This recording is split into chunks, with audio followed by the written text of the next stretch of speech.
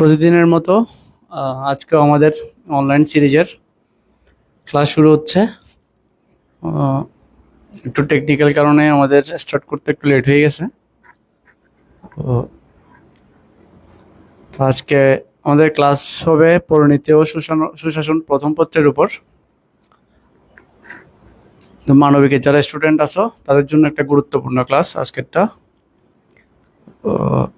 তোমাদের friend circle যারা আছে সবাইকে একটু মেনশন করে দাও যাতে সবাই ক্লাসে জয়েন হয়ে যায়। আমাদের মহিন স্যার এই 2-3 মিনিটের মধ্যে ক্লাস শুরু করবেন, সবাই একটু জয়েন হয়ে যাও। আর আমার সাউন্ড শোনা যাচ্ছে কিনা আমাকে একটু কমেন্ট করে জানাও যে সাউন্ড শোনা যাচ্ছে এটা।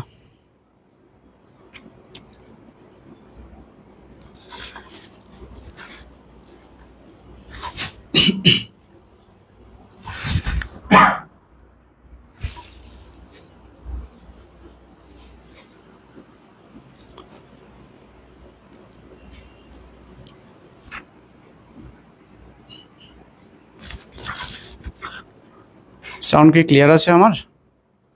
তো সবাই শুনলে একটু কমেন্টে জানাও যে সাউন্ড ক্লিয়ার আছে। ওকে, শিব বিশ্বাস সাউন্ড ক্লিয়ার স্যার। ওকে, ঠিক আছে। আমাদের মহিন স্যার ক্লাস শুরু করতেছেন।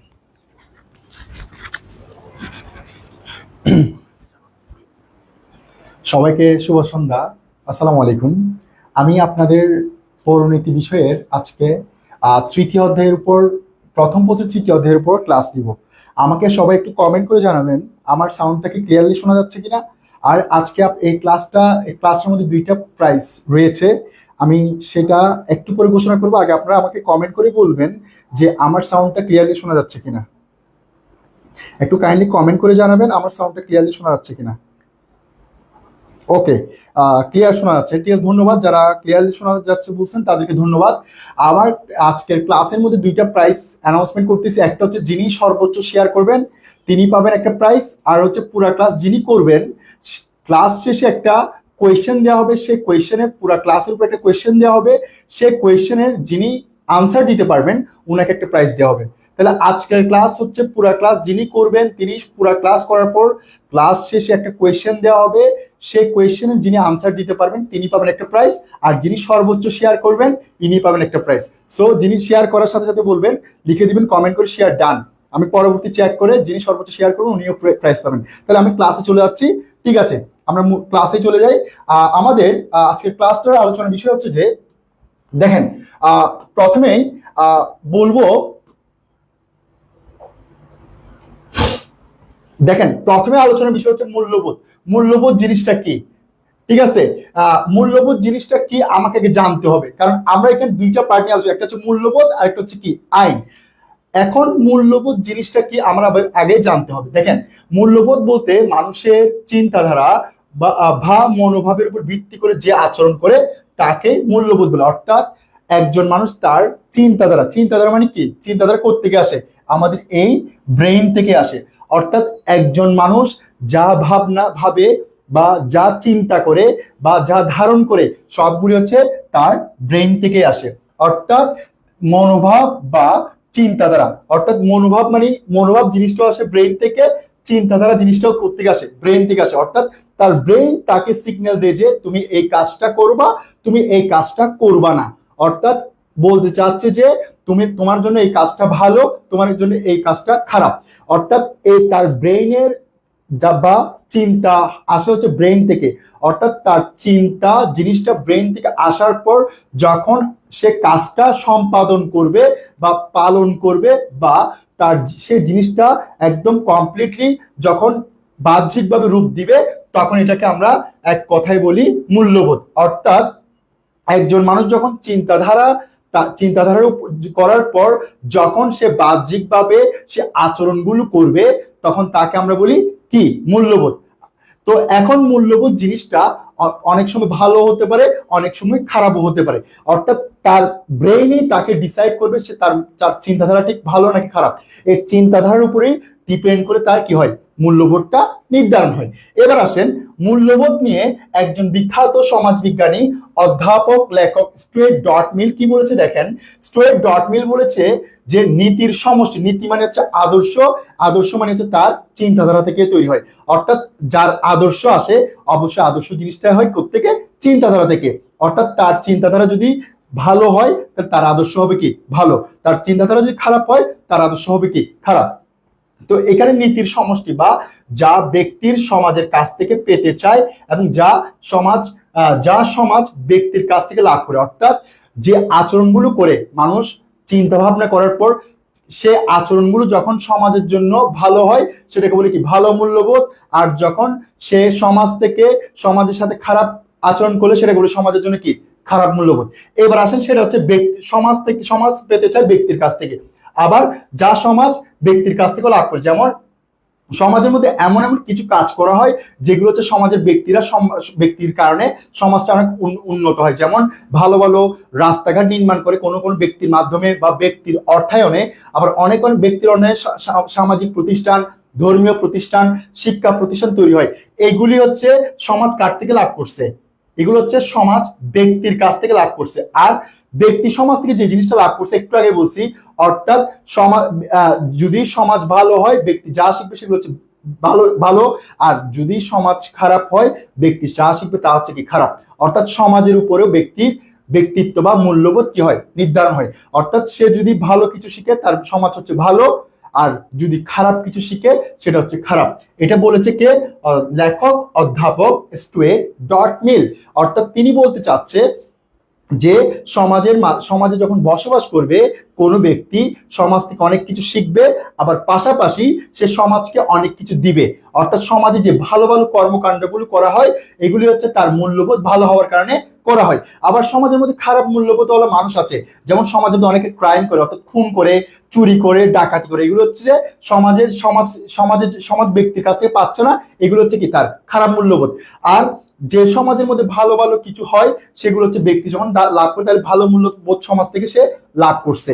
আর যদি যে সমাজ খারাপ সে সমাজ থেকে যখন ব্যক্তি ওইগুলো লাভ করে তাহলে খারাপ সমাজ থেকে কি লাভ করছে, ব্যক্তি খারাপ মূল্যবোধ লাভ করেছে। এটাই হচ্ছে যে অধ্যাপক লেখক স্টুয়ার্ট ডট মিলের তার সংজ্ঞায়ন। এবার আসেন আরেকটা কথা বলেছে, মূল্যবোধ হলো এমন একটি মানদণ্ড যা আচরণের ভালো মন্দ বিচারের সম্ভাব্য বিভিন্ন লক্ষ্য কোন একটি পছন্দের ক্ষেত্রে ব্যবহার করে। অর্থাৎ আপনার মূল্যবোধে ভালো মন্দ আপনাকে যাচাই করে। অর্থাৎ আপনার যদি পজিটিভ ইম্প্যাক্ট বা আপনি যদি পজিটিভ কাজগুলো করবেন তখন আপনার এই পজিটিভ কাজগুলোর কারণে আপনার মূল্যবোধটা হবে ভালো। আর আপনি যদি নেগেটিভ কাজ করেন আপনার মূল্যবোধটা হবে কি, মন্দ। অর্থাৎ তার কাজ মানে কি, কাজ মানে হচ্ছে তার আচরণকে বোঝাচ্ছে। অর্থাৎ তার আচরণ বা কাজ একই কথা। অর্থাৎ তার আচরণ ধারায় বা কাজ ধারায় তার মূল্যায়িত হবে যে তার মূল্যবোধ ভালো নাকি খারাপ।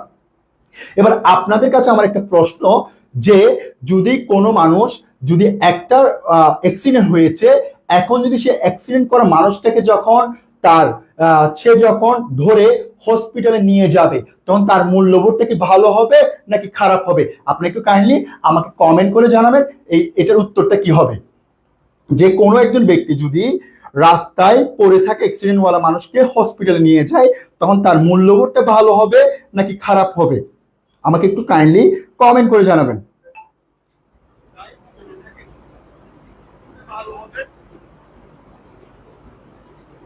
হ্যাঁ বলেন, যে একজন ব্যক্তি যখন রাস্তায় পড়ে আছে তখন তাকে অবশ্যই ভালো হবে জান্নাতুল নাইমা বলছে। আর কেউ বলতে পারবেন? হ্যাঁ তমা বড়ুয়া ভালো বলছে। হ্যাঁ এক্স্যাক্টলি, কারণ আমাদের বিবেক অর্থাৎ এই ওনার বিবেক যে সায় দিয়েছে যে একটা মানুষ যখন রাস্তায় পড়ে আছে অবশ্যই তাকে রাস্তা থেকে উঠিয়ে হসপিটালে নিয়ে যাওয়াটাই আবশ্যিক কর্তব্য। এখন আমরা কি করি, অনেকে আবার এটাকে নেগেটিভ সাইডে নিয়ে যায়। কেন? অনেকে মনে করে যে আমি যদি হসপিটাল নিয়ে যাই, যখন হসপিটাল নিয়ে যাব পুলিশ মনে করে বা ডাক্তাররা মনে করে বা তার রিলেটিভরা মনে করে যে আমি ওই অ্যাক্সিডেন্টটা সংঘটন করেছি, তখন ওই ভয়ে ওই অনেক ব্যক্তি করে না, ওই ব্যক্তিকে হসপিটালে নিতে চায় না।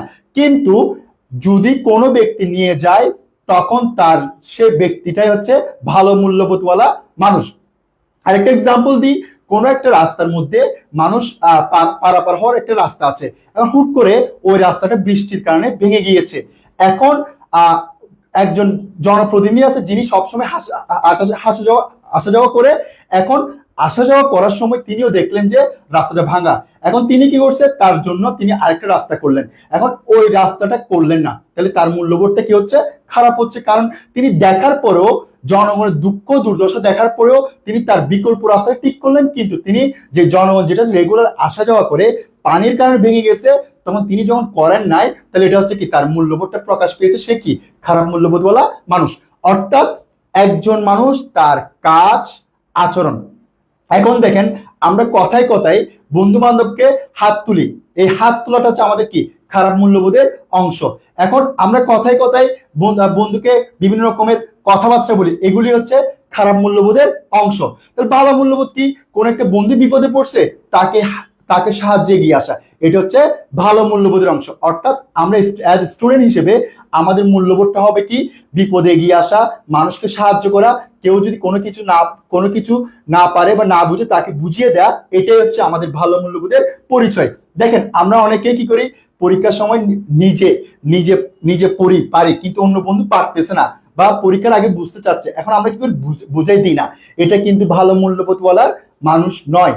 অর্থাৎ ভালো মূল্যবোধওয়ালা মানুষ হচ্ছে যে কোনো একটা বন্ধু যদি বিপদে পড়ে, আমি যদি বুঝে থাকি, অবশ্যই তাকে আমার কি দেয়া, বুঝিয়ে দেয়া। তা যদি বুঝিয়ে দেন, তাহলে একদিন একদিন আপনি কোনো একটা টপিকস পারতেছেন না, ওই বন্ধু আপনাকে করতে পারে, হেল্পটা করে। অর্থাৎ এখানে একটা কথা আছে, ইংলিশে একটা প্রবাদ আছে, টিট ফর টেট। অর্থাৎ ওই ইট পান্ডার পার্কে যেমন আপনি ওনাকে বুঝাই দিচ্ছেন, আপনাকে ঠিক তেমনি রিটার্ন করে বুঝিয়ে দিচ্ছে, এটাই হচ্ছে সমান।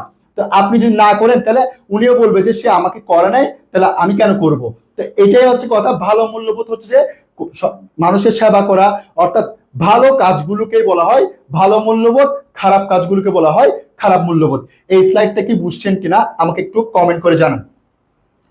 না বুঝলে কমেন্ট করবেন কোন জায়গায় বুঝেন, আর বুঝলে আমাকে বলবেন,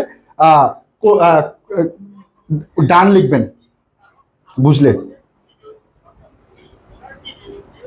একটু কমেন্ট করে জানান এই স্লাইডটার কোনো কোয়েশ্চেন আছে কিনা, না থাকলে কমেন্ট করে জানান ডান।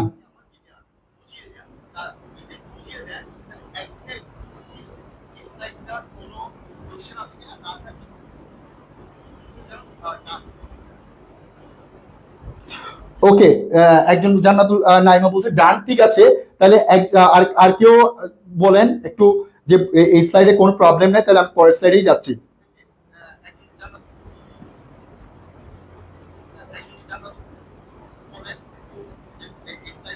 ঠিক আছে, যারা বলছেন ডান, ঠিক আছে, ধন্যবাদ। তাহলে আমি পরের স্লাইডে যাচ্ছি। পরের স্লাইডটা হচ্ছে যে আমাদের মূল্যবোধ কি কি বৈশিষ্ট্য, অর্থাৎ মূল্যবোধের বৈশিষ্ট্যগুলো, অর্থাৎ মূল্যবোধের ক্যারেক্টার। দেখেন, মূল্যবোধ কি কি বৈশিষ্ট্য নিয়ে কাজ করে, অর্থাৎ মূল্যবোধের কি কি কাজ হয়।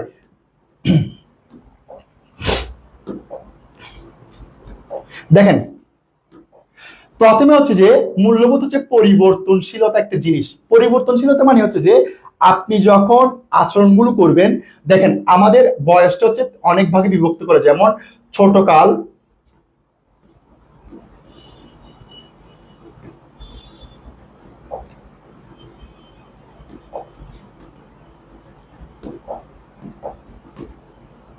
দেখেন প্রথমে হচ্ছে ছোট কাল, তারপর হচ্ছে মধ্যম বয়স, তারপর হচ্ছে কি বৃদ্ধ বয়স। দেখেন, একটা মানুষ যখন আচরণগুলো করে, ছোটবেলায় আমরা অনেক ধরনের বিভিন্ন রকমের কাজকর্ম করতাম, যেগুলো হচ্ছে আমরা কখন কখন করি না, মধ্যম বয়সে করি না। আর যখন মধ্যম বয়সে যে আচরণগুলো করি, সেগুলোকে আমরা বৃদ্ধ বয়সে করি করি না। যেমন ছোটকালে আমরা যেমন কি খেলাধুলা করতাম, বা কি বলে যে পুতুল নিয়ে খেলতাম, সেটাকে আমরা মধ্যম বয়সে করি না, করি না। তাহলে দেখেন, ছোট বয়স থেকে যখন মধ্যম বয়সে আসি, তাহলে আমাদের কি হচ্ছে, আচরণের পরিবর্তন হচ্ছে। এবং আমরা ছোটবেলায় জানতাম আমরা একটা কথা বলতে, আমাদের মা বাবা ছোটবেলায় বলতো যে রাত্রে যদি কান্না করিস তাহলে কি আস বাঘ এসে তোকে নিয়ে যাবে। তাহলে আমাদের চিন্তাধারা বা মনোভাব ছিল হচ্ছে কি, রাত্রে যদি কান্না করি তাহলে আমাদের কি হবে, বাঘ বা কি বলে যে বিড়াল বা শিয়াল নিয়ে যাবে। তাহলে এখন দেখেন, যখন মধ্যম বয়স্ক হয়েছি তখন আমাদের চিন্তাধারার মধ্যে পরিবর্তন আসছে। তাহলে কি আর আমাদের যখন ছোটবেলায় ছিলাম, সে ছোটবেলা থেকে যখন মধ্যম বেলায় আসছি, তখন কি আর আমাদের চিন্তাধারা কি ছোটবেলাটা থাকবে? না, থাকবে না। কেন থাকবে না?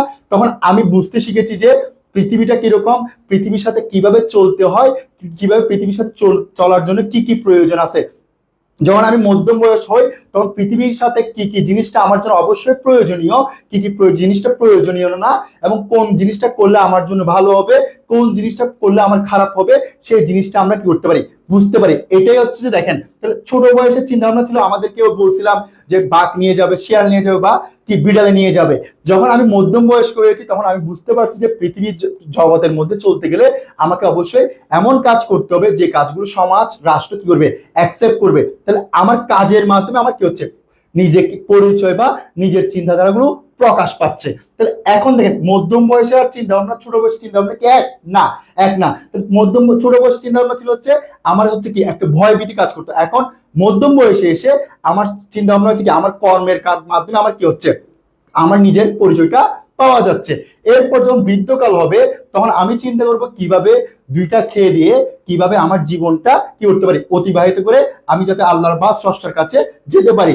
এটাই হচ্ছে বৃদ্ধ বয়সের চিন্তা ভাবনা। তাহলে দেখেন, 3 বয়সের চিন্তা ভাবনা 3 রকম না? তো 3 বয়সের চিন্তা ভাবনা 3 রকম হয়। আমরা জানি চিন্তা মানে হচ্ছে কি, মূল্যবোধ। তাহলে আমার ছোটবেলার মূল্যবোধ হচ্ছে যে আমাকে ভূতে নিয়ে যাবে, বা ভাল্লুক শিয়াল বা যা কিছু আছে সেগুলো কি করবে, নিয়ে যাবে। তাহলে আমি যখন মধ্যম বয়স্ক হয়েছি তখন আমি বুঝতে পারছি যে পৃথিবীর হচ্ছে আমাকে টিকে থাকার জন্য অবশ্যই ভালো কাজ বা মন্দ কাজ সংমিশ্রণই করতে হবে, কাজগুলো করতে হবে। আর বৃদ্ধ বয়সে এসে আমার চিন্তা ভাবনা হয়েছে কি, আমি যদি দুইটা খেয়ে দিয়ে কি করতে পারি, বাঁচতে পারি, এটাই হচ্ছে আমার জন্য কি মঙ্গল। এই 3 বয়সে 3 রকম চিন্তা ভাবনা আসে না? তাহলে 3 রকম চিন্তা ভাবনা আসলে আমার 3 রকম যখন চিন্তা ভাবনা হয়েছে, সবসময় কি একই রকম? একই রকম না। ফর এক্সাম্পল, মিস্টার রহিম আর মিস্টার করিম, মিস্টার রহিমের চিন্তা ভাবনা আর মিস্টার করিমের চিন্তা ভাবনা কি এক? না। কারণ মিস্টার রহিম হচ্ছে যে একজন ডাক্তার আর মিস্টার করিম হচ্ছে কি একজন ইঞ্জিনিয়ার। তাহলে ইঞ্জিনিয়ার চিন্তা ভাবনার কি ডাক্তারের চিন্তা ভাবনা কি হয় না, এক হয় না। অর্থাৎ মানুষ অনুযায়ী কি হয়, মানুষের মনোভাবের পরিবর্তন হয়, আবার মানুষের বয়স অনুযায়ী মানুষের মূল্যবোধে কি হয়, পরিবর্তন হয়। এই জিনিসটাই বুঝে যাচ্ছে পরিবর্তনশীলতা, অর্থাৎ মানুষ অনুযায়ী পরিবর্তনশীলতা হয়ে থাকে, আবার মানুষের বয়স অনুযায়ী কি হয়, পরিবর্তনশীলতা হয়ে থাকে। এরপর স্লাইড হচ্ছে যে আমাদের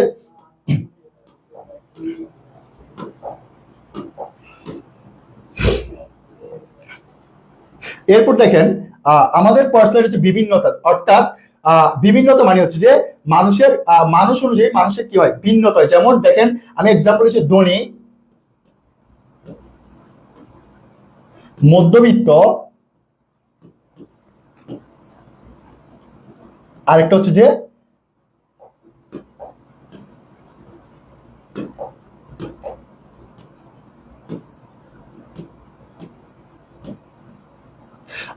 গরিব। তাহলে দেখেন, ধনীর চিন্তা ভাবনা হচ্ছে যে সবসময় আমাদেরকে শুধু কি ইনকাম করে, আয় করে করে নিজের সম্পদটা কি করবো, পাহাড় করব। তাহলে দেখেন, আর গরিব মধ্যবিত্ত চিন্তা ভাবনা হচ্ছে দুইটা খাবো দাবো, কি করব, সুন্দর মতো পরিবার নিয়ে কি করব, আমি জীবন জীবিকা অতিবাহিত করব। আর গরিবের চিন্তা ভাবনা হচ্ছে যে কিভাবে আয় করব, সে আয়ের পথটা কি করে সে বের করার চেষ্টা করে। তাহলে দেখেন, মানুষের অবস্থান অনুযায়ী মানুষের কি হয়, মূল্যবোধের ভিন্নতা হয়। আবার দেখেন আরেকটা এক্সাম্পল বলি, সেটা হচ্ছে যে অর্থাৎ রহিম এক্স হচ্ছে ডাক্তার, ওয়াই হচ্ছে যে লয়ার, আর হচ্ছে জেড হচ্ছে ব্যবসায়ী। আমি দুইটা এক্সাম্পল দিচ্ছি। অর্থাৎ ধনীর চিন্তা ভাবনা হচ্ছে সবসময় টাকা ইনকাম করে টাকা সম্পদের পাহাড় করব। মধ্যবিত্তের চিন্তা ভাবনা হচ্ছে যে আমি কিভাবে দুইটা আয় করে আমার পরিবার নিয়ে সুন্দর করে বেঁচে থাকবো। আর গরিবের চিন্তা ভাবনা হচ্ছে যে আমি কিভাবে নিজেকে দুইটা ইনকাম করার রাস্তা বের করব। এটাই হচ্ছে যে মানুষের অবস্থান অনুযায়ী মানুষের কি হচ্ছে, অর্থাৎ মানুষের মূল্যবোধের ভিন্নতা। আর মানুষের যখন কর্ম বা মানুষের অবস্থান, এই কর্ম অবস্থান অনুযায়ী মানুষের কি হয়, মূল্যবোধের ভিন্ন হয়। যেমন ডাক্তারি চিন্তা ভাবনা হচ্ছে কি, অর্থাৎ মানুষকে ট্রিটমেন্ট করে কিভাবে মানুষকে সুস্থ করা যায়। লয়ার চিন্তা ভাবনা হচ্ছে কিভাবে মানুষকে যখন অপরাধ বা বিপদের সম্মুখীন হয় সে বিপদ থেকে কিভাবে মুক্তি করা যায়। আর ব্যবসায়ী চিন্তা ভাবনা হচ্ছে কিভাবে দুইটা টাকা আয় করে রাষ্ট্রের অর্থনীতি কিভাবে সচল করা যায় বা রাষ্ট্রের মানুষের জীবন জীবিকাকে কিভাবে উন্নত করা যায়। তাহলে দেখেন, ডাক্তারের চিন্তা ভাবনা কি লয়ারের চিন্তা ভাবনা এক না। ডাক্তারের চিন্তা ভাবনা কিভাবে মানুষের চিকিৎসা দিয়ে মানুষকে কিভাবে বাঁচিয়ে রাখা যায়। আর লয়ার চিন্তা ভাবনা হচ্ছে মানুষ যখন বিপদে পড়বে সেই বিপদ থেকে মানুষকে কিভাবে উদ্ধার করা যায়। আর ব্যবসায়িক চিন্তা ভাবনা হচ্ছে রাষ্ট্রকে কিভাবে উন্নত করা যায় বা রাষ্ট্রের জনগণের কিভাবে জীবনযাত্রা উন্নত করা যায়। তাহলে দেখেন এইখানেও অর্থাৎ মানুষের পেশা বা অবস্থান অনুযায়ী ভিন্ন হয়, আবার মানুষের কর্ম অনুযায়ী মানুষের কি হয়, মূল্যবোধের ভিন্নতা হয়। এটা হচ্ছে যে 2 নাম্বার। এরপর হচ্ছে যে 3 নাম্বার পয়েন্টে 3 নাম্বার পয়েন্ট হচ্ছে যে আমাদের একাত্মতা। অর্থাৎ একাত্মতা মানে হচ্ছে যখন কোনো একটা কাজ করতে যাব তখন সবাই মিলে একত্রিত হয়ে কাজটা করতে হয়। যদি একত্র হয়ে কাজটা না করি তাহলে আমাদের কাজটা সম্পূর্ণ হয় না। এখন এই কাজটা করার জন্য আপনাকে অবশ্যই ভালো কাজ হলে ভালো মূল্যবোধ হবে। আর যদি একত্রিত হয়ে যদি কাজটা যদি খারাপ হয় তাহলে কাজটা হবে কি, খারাপ মূল্যবোধ। এক্সাম্পল হিসেবে বলতে পারি, যদি সকলে মিলে যদি একটা রাস্তা নির্মাণ করি তাহলে এই রাস্তা নির্মাণ করার জন্য সকলের মতামত দিতে হবে না। কারণ যখন এইটাতে রাস্তাতে একজন হাঁটবে না, সবাই তো হাঁটবেন। সবাই যদি হাঁটেন সবার মতামত নিয়েই এই রাস্তাটা কি করতে হবে, নির্মাণ করতে হবে। যখন এই রাস্তাটা সবার মতামত দিয়ে যখন নির্মাণ করতে হবে অবশ্যই সকলকে একত্রিত হয়ে বা একত্রতার সাথে এই রাস্তা নির্মাণের জন্য পদক্ষেপ গ্রহণ করতে হবে। যখন এই রাস্তা যে পদক্ষেপ গ্রহণ করবো, এই পদক্ষেপ গ্রহণ করার জন্য যে চিন্তা ভাবনা, এই চিন্তা ভাবনাকেই বলা হয় কি, মূল্যবোধ, ভালো মূল্যবোধ। আরেকটা এক্সাম্পল দিই, দেখেন সকল মিলেমিশে চিন্তা করছেন যে রহিমের বাড়ি কি করবে, রহিমের বাড়ি চুরি করবে। এখন দেখেন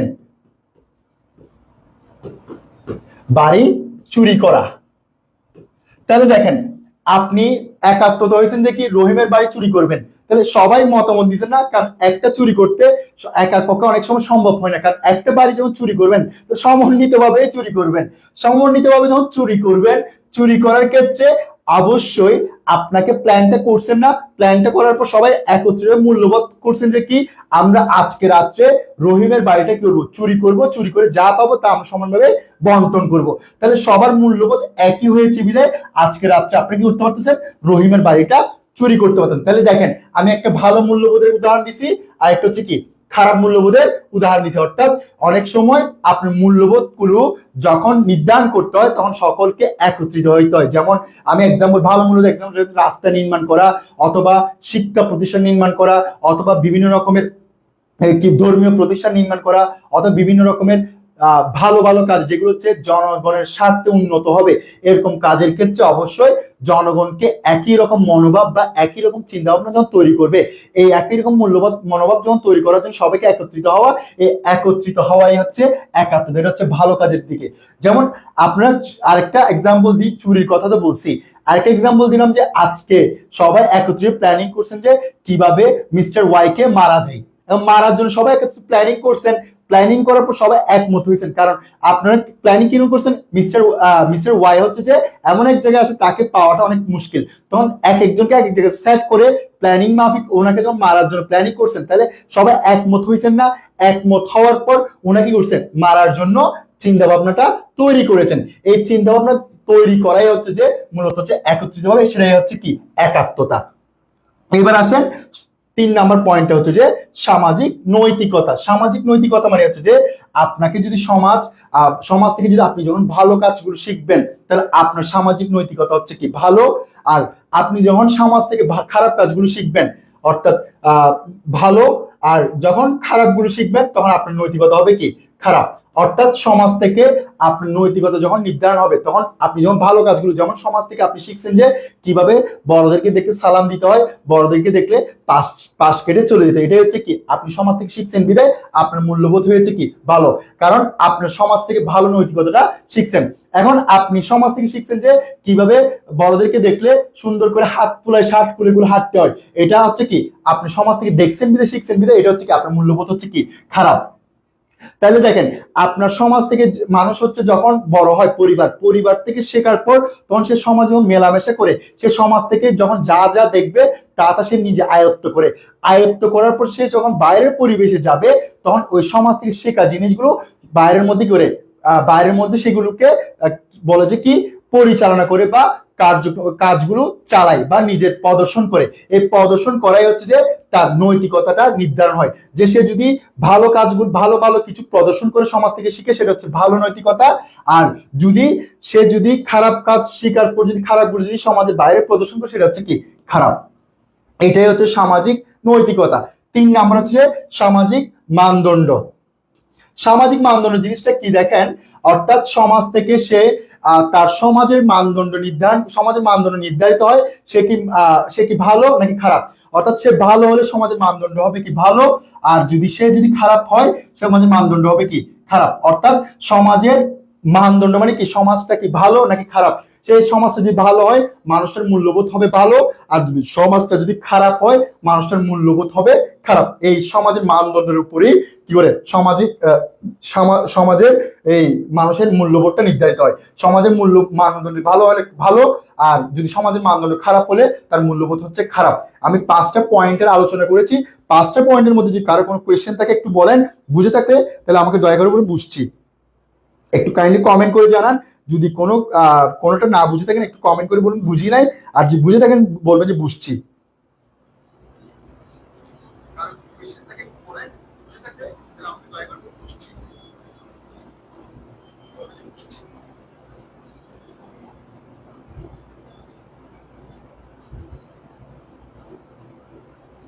আবার বলছি পুরস্কারটার কথা, অর্থাৎ ক্লাস পুরোটা যিনি করবেন, করার পর একটা লাস্টে কোয়েশ্চেন থাকবে, সেই কোয়েশ্চেনে যিনি আনসার দিতে পারবেন তিনি পুরস্কার পাবেন, আর একটা যিনি সর্বোচ্চ শেয়ার করবেন তিনি পুরস্কারটা পাবেন।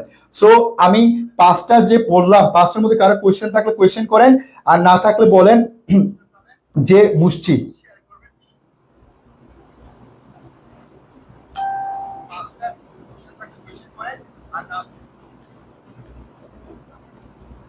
আচ্ছা ঠিক আছে, আমি পরের 3টা আলোচনা করার পর আবার আসবো।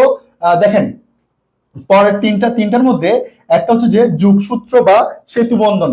যোগসূত্র এবং সেতুবন্ধন জিনিসটা কি দেখেন, যোগসূত্র হচ্ছে যে আপনার যদি সমাজ বা আপনার পরিবার থেকে যদি ভালো কিছু শিখেন, ভালো কিছু আপনি যখন সমাজ বা রাষ্ট্রের মধ্যে কি করবেন দেখাবেন। ফর এক্সাম্পল, আমি আমার পরিবার থেকে বা সমাজ থেকে শিখছি যে কি সমাজের যদি রাস্তায় কেউ যদি বড় বা বৃদ্ধ মানুষ থাকে, অবশ্যই বয়স্ক হয়, তাকে অবশ্যই কি করবো সালাম দিব, অথবা তাকে আগে দিয়ে যাওয়ার রাস্তা করে দিব। এটাই হচ্ছে যে আমার যোগসূত্র, যে আমি পরিবার থেকে শিখছি বিদায় পরিবার যখন শিখছি, আমি আমার নিজের লাইফে বাস্তবায়ন করছি, এটা তাহলে পরিবার আমাকে শিখাইছে বিদায় আমার মধ্যে আছে। তাহলে একটা অপরের সাথে কি আছে মিল আছে না।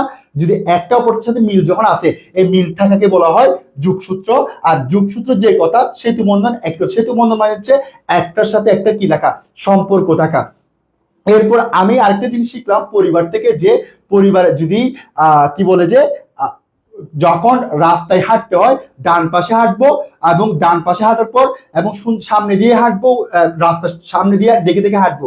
এটাই হচ্ছে যখন শেখার পর এখন আমি নিজে রেগুলার কি উঠছি বাস্তবায়ন করতেছি, কি ডান পাশে হাঁটতেছি, পাশাপাশি সামনে দিয়ে হাঁটতেছি। তাহলে আমার পরিবার শিখাইছে বিদায় আমি সে কাজটা নিজের জীবনে কি করতেছি বাস্তবায়ন করতেছি। তাহলে নিজের জীবনে যখন বাস্তবায়ন করতেছি, তাহলে এটা আমার পরিবারের সাথে, এখন আমার নিজের জীবন সাথে যখন কি করলাম বাস্তবায়ন করলাম, তাহলে পরিবারের সাথে আমার জীবনের সাথে মিল আছে কি নাই, আছে।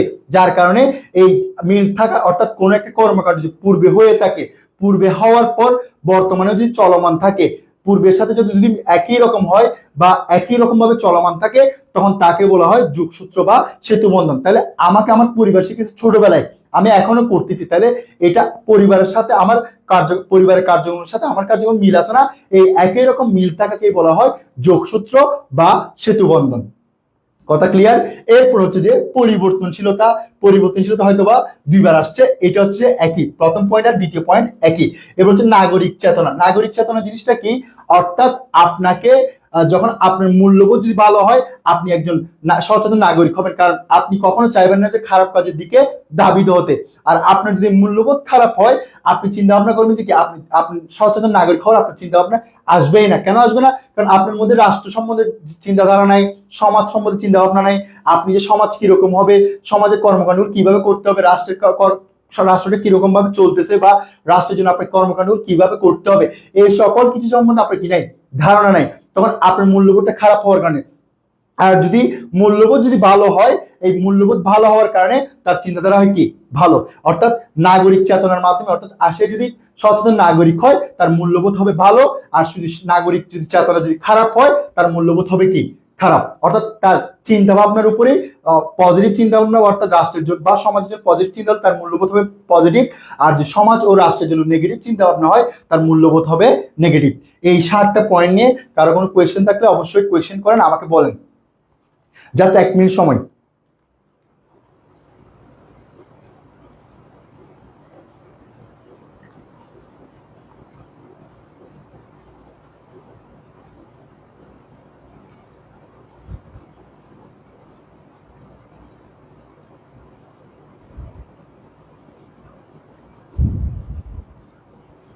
বুঝলে বুঝছি বলবেন, একটু কমেন্ট করে বলবেন বুঝছি।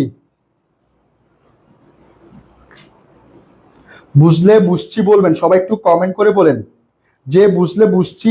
আর আবার আমি একটু আগে বলছিলাম ক্লাস শেয়ার এবং ক্লাসের শেষে প্রশ্ন, এটা বারবার মাথায় রাখবেন, ক্লাসে থাকবেন। আর যদি বুঝে থাকেন একটু আমাকে বলবেন বুঝছি, কমেন্ট করে বলেন।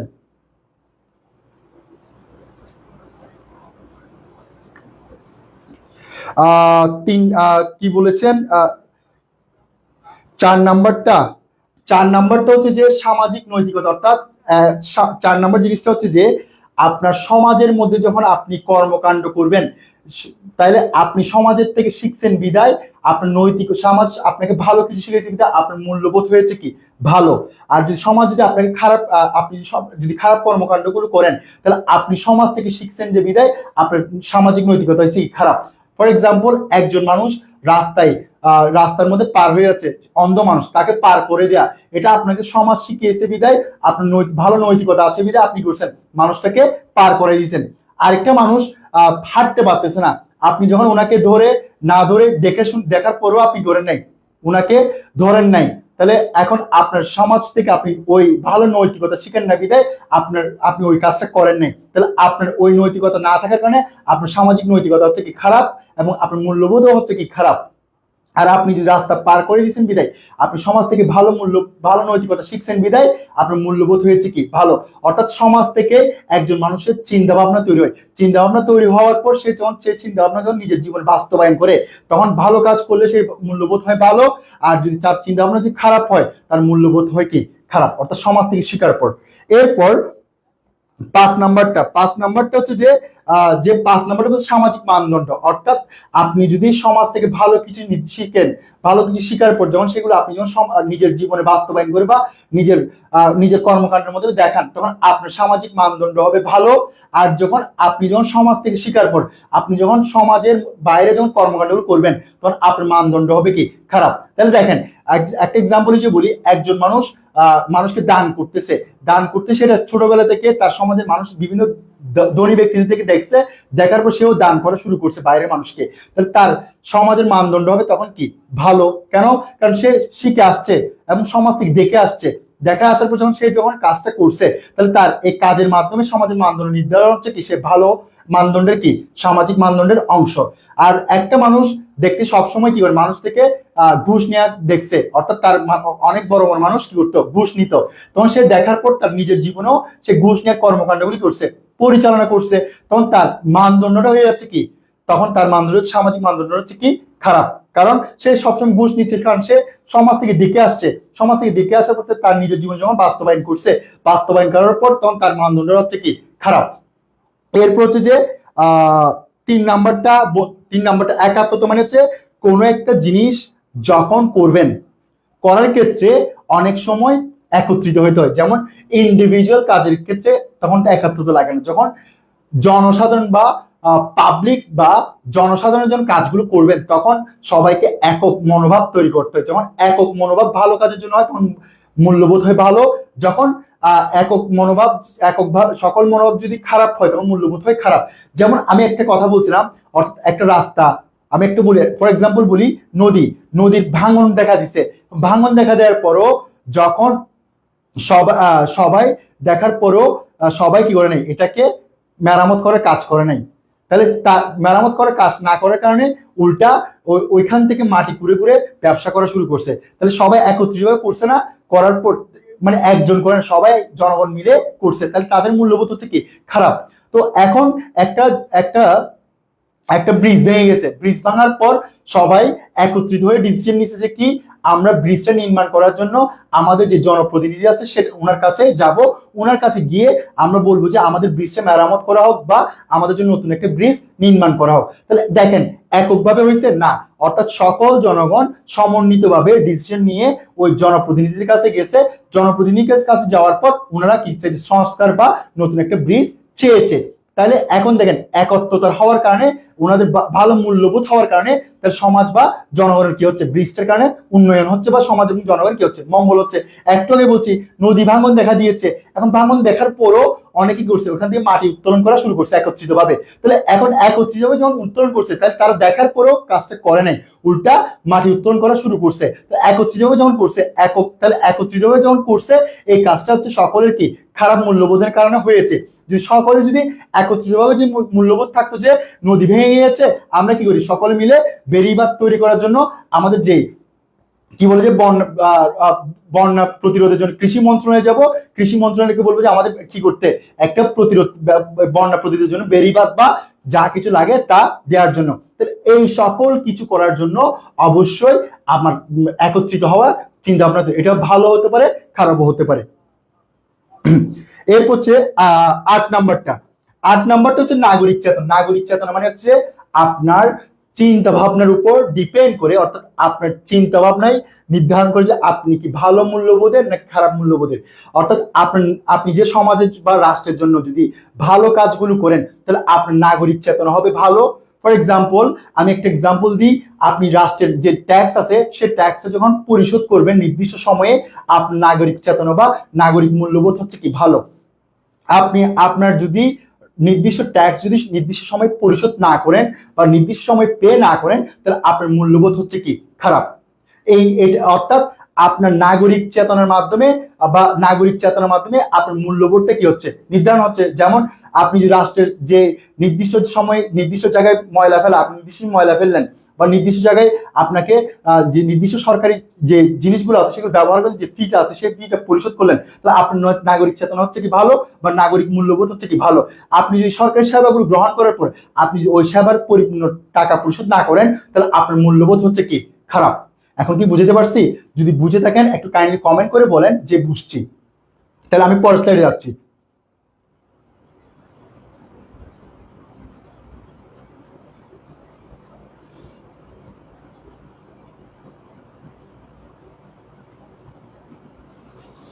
একটু কাইন্ডলি কমেন্ট করে জানান যে বুঝছি। 3 নাম্বার বুঝিয়েছি, 8 নাম্বারও বুঝিয়েছি, 5 নাম্বারটাও বলছি, 3 নাম্বারটাও বলছি। হ্যাঁ, এখন যদি বুঝে থাকেন একটু কমেন্ট করে বলেন বুঝছি। আর সবাই একটু কমেন্ট করে বলেন যে বুঝছি।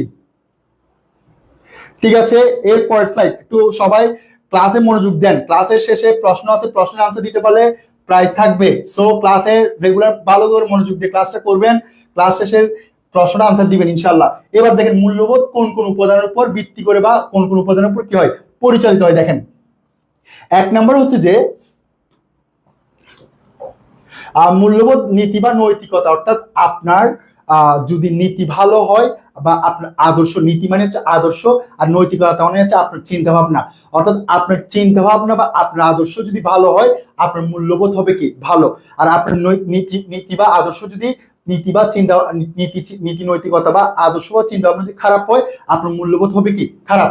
তাহলে দেখেন একজন মানুষ হচ্ছে সবসময় মানুষকে দান করে, তাহলে তার নীতি হচ্ছে ভালো, তার নীতি যদি ভালো হয় তার মূল্যবোধ হবে কি ভালো। আর যদি একজন মানুষ সবসময় মানুষকে হুমকি দেখিয়ে দেখিয়ে টাকা নিচ্ছে, তাহলে সবসময় নিচ্ছে, তাহলে তার নীতি হচ্ছে কি খারাপ। এবার আসলে নৈতিকতা।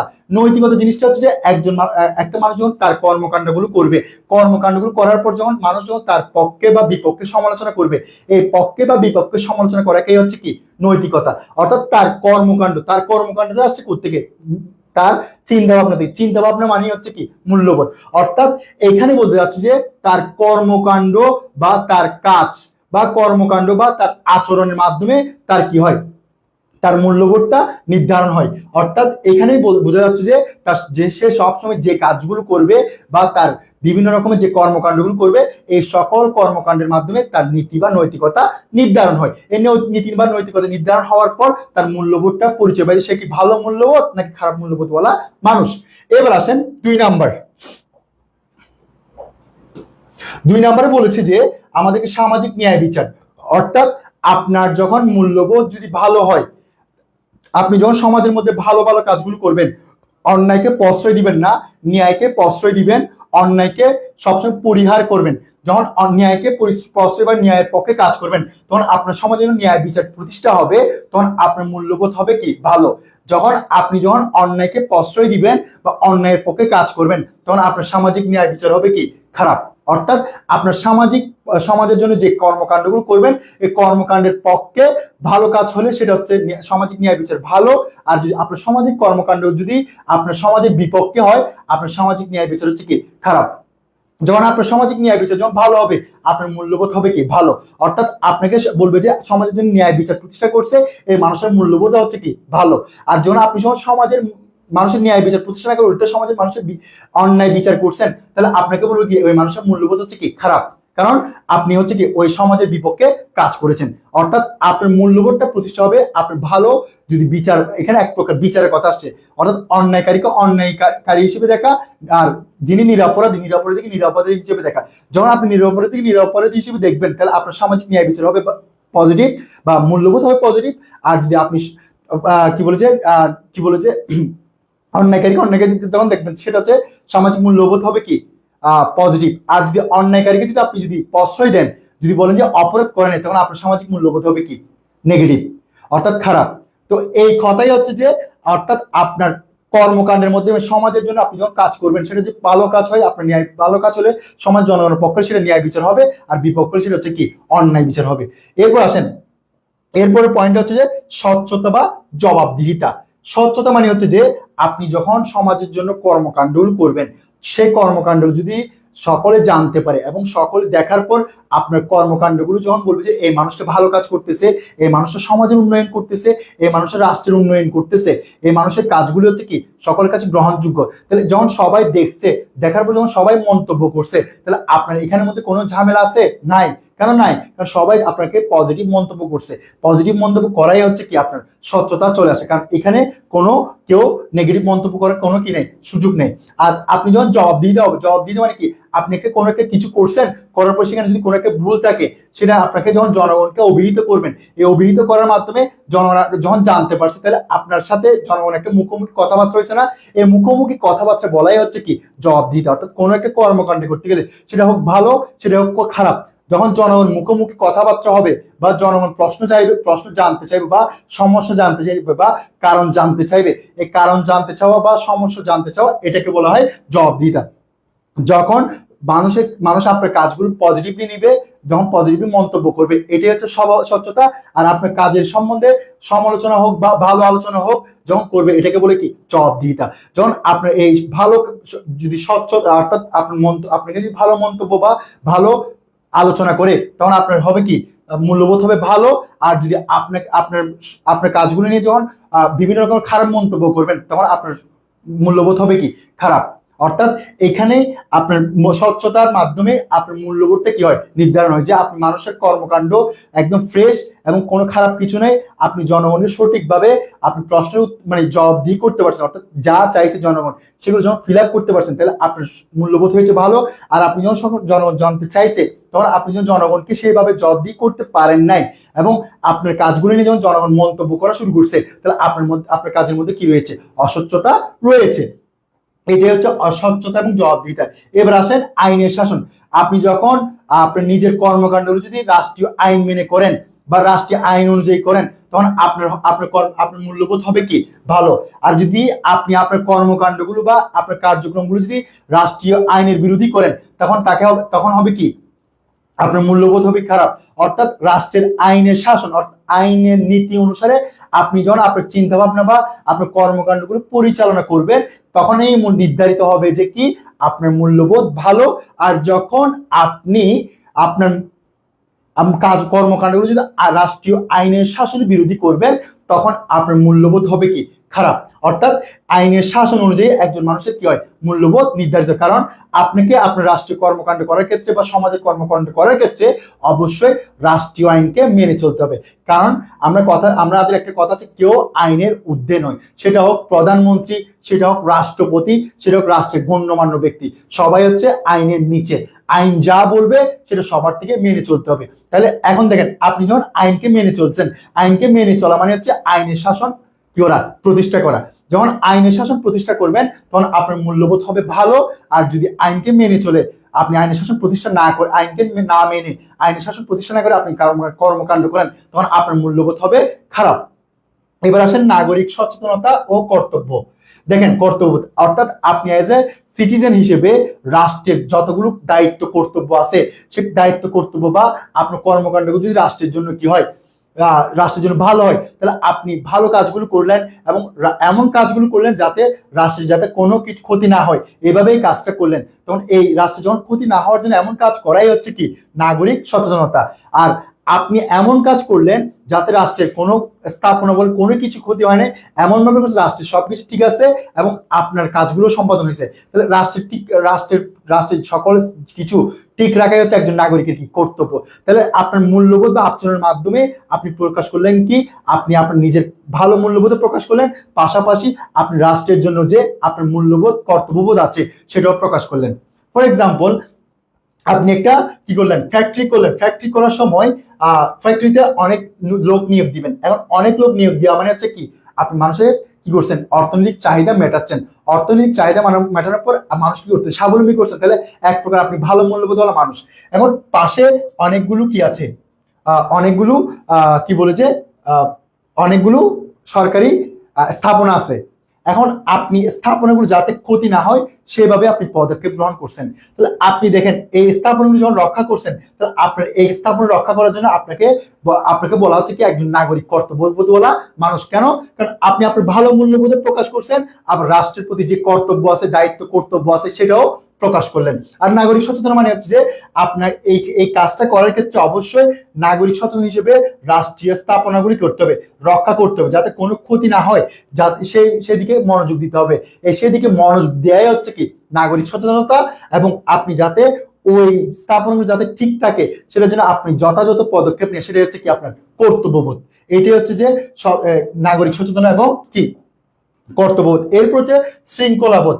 আপনাকে আপনার কাজগুলো করার ক্ষেত্রে অবশ্যই নিয়ম নীতি মেনেই কাজগুলো করতে হবে, যাতে একটার পর একটা যাতে কোনো বিশৃঙ্খলা দেখা না দেয় এবং শৃঙ্খলার সহিত স্টেপ বাই স্টেপ করা এবং কোনো আইন লঙ্ঘন বলেন রাষ্ট্রীয় কোনো ক্ষতি না করে যখন সুন্দরভাবে কাজটা সম্পাদন করবেন, তখন আপনার মূল্যবোধটা প্রকাশ হবে কি শৃঙ্খলার সাথে যখন কাজটা করবেন আপনার মূল্যবোধ হবে কি ভালো।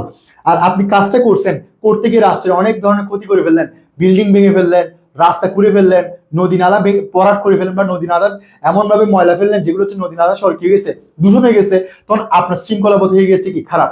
অর্থাৎ আপনার মূল্যবোধটা হচ্ছে এমন একটা মূল্যবোধ হতে হবে যেখানের মধ্যে আপনাকে নিয়ম নীতি মেনে কাজগুলো করতে হবে।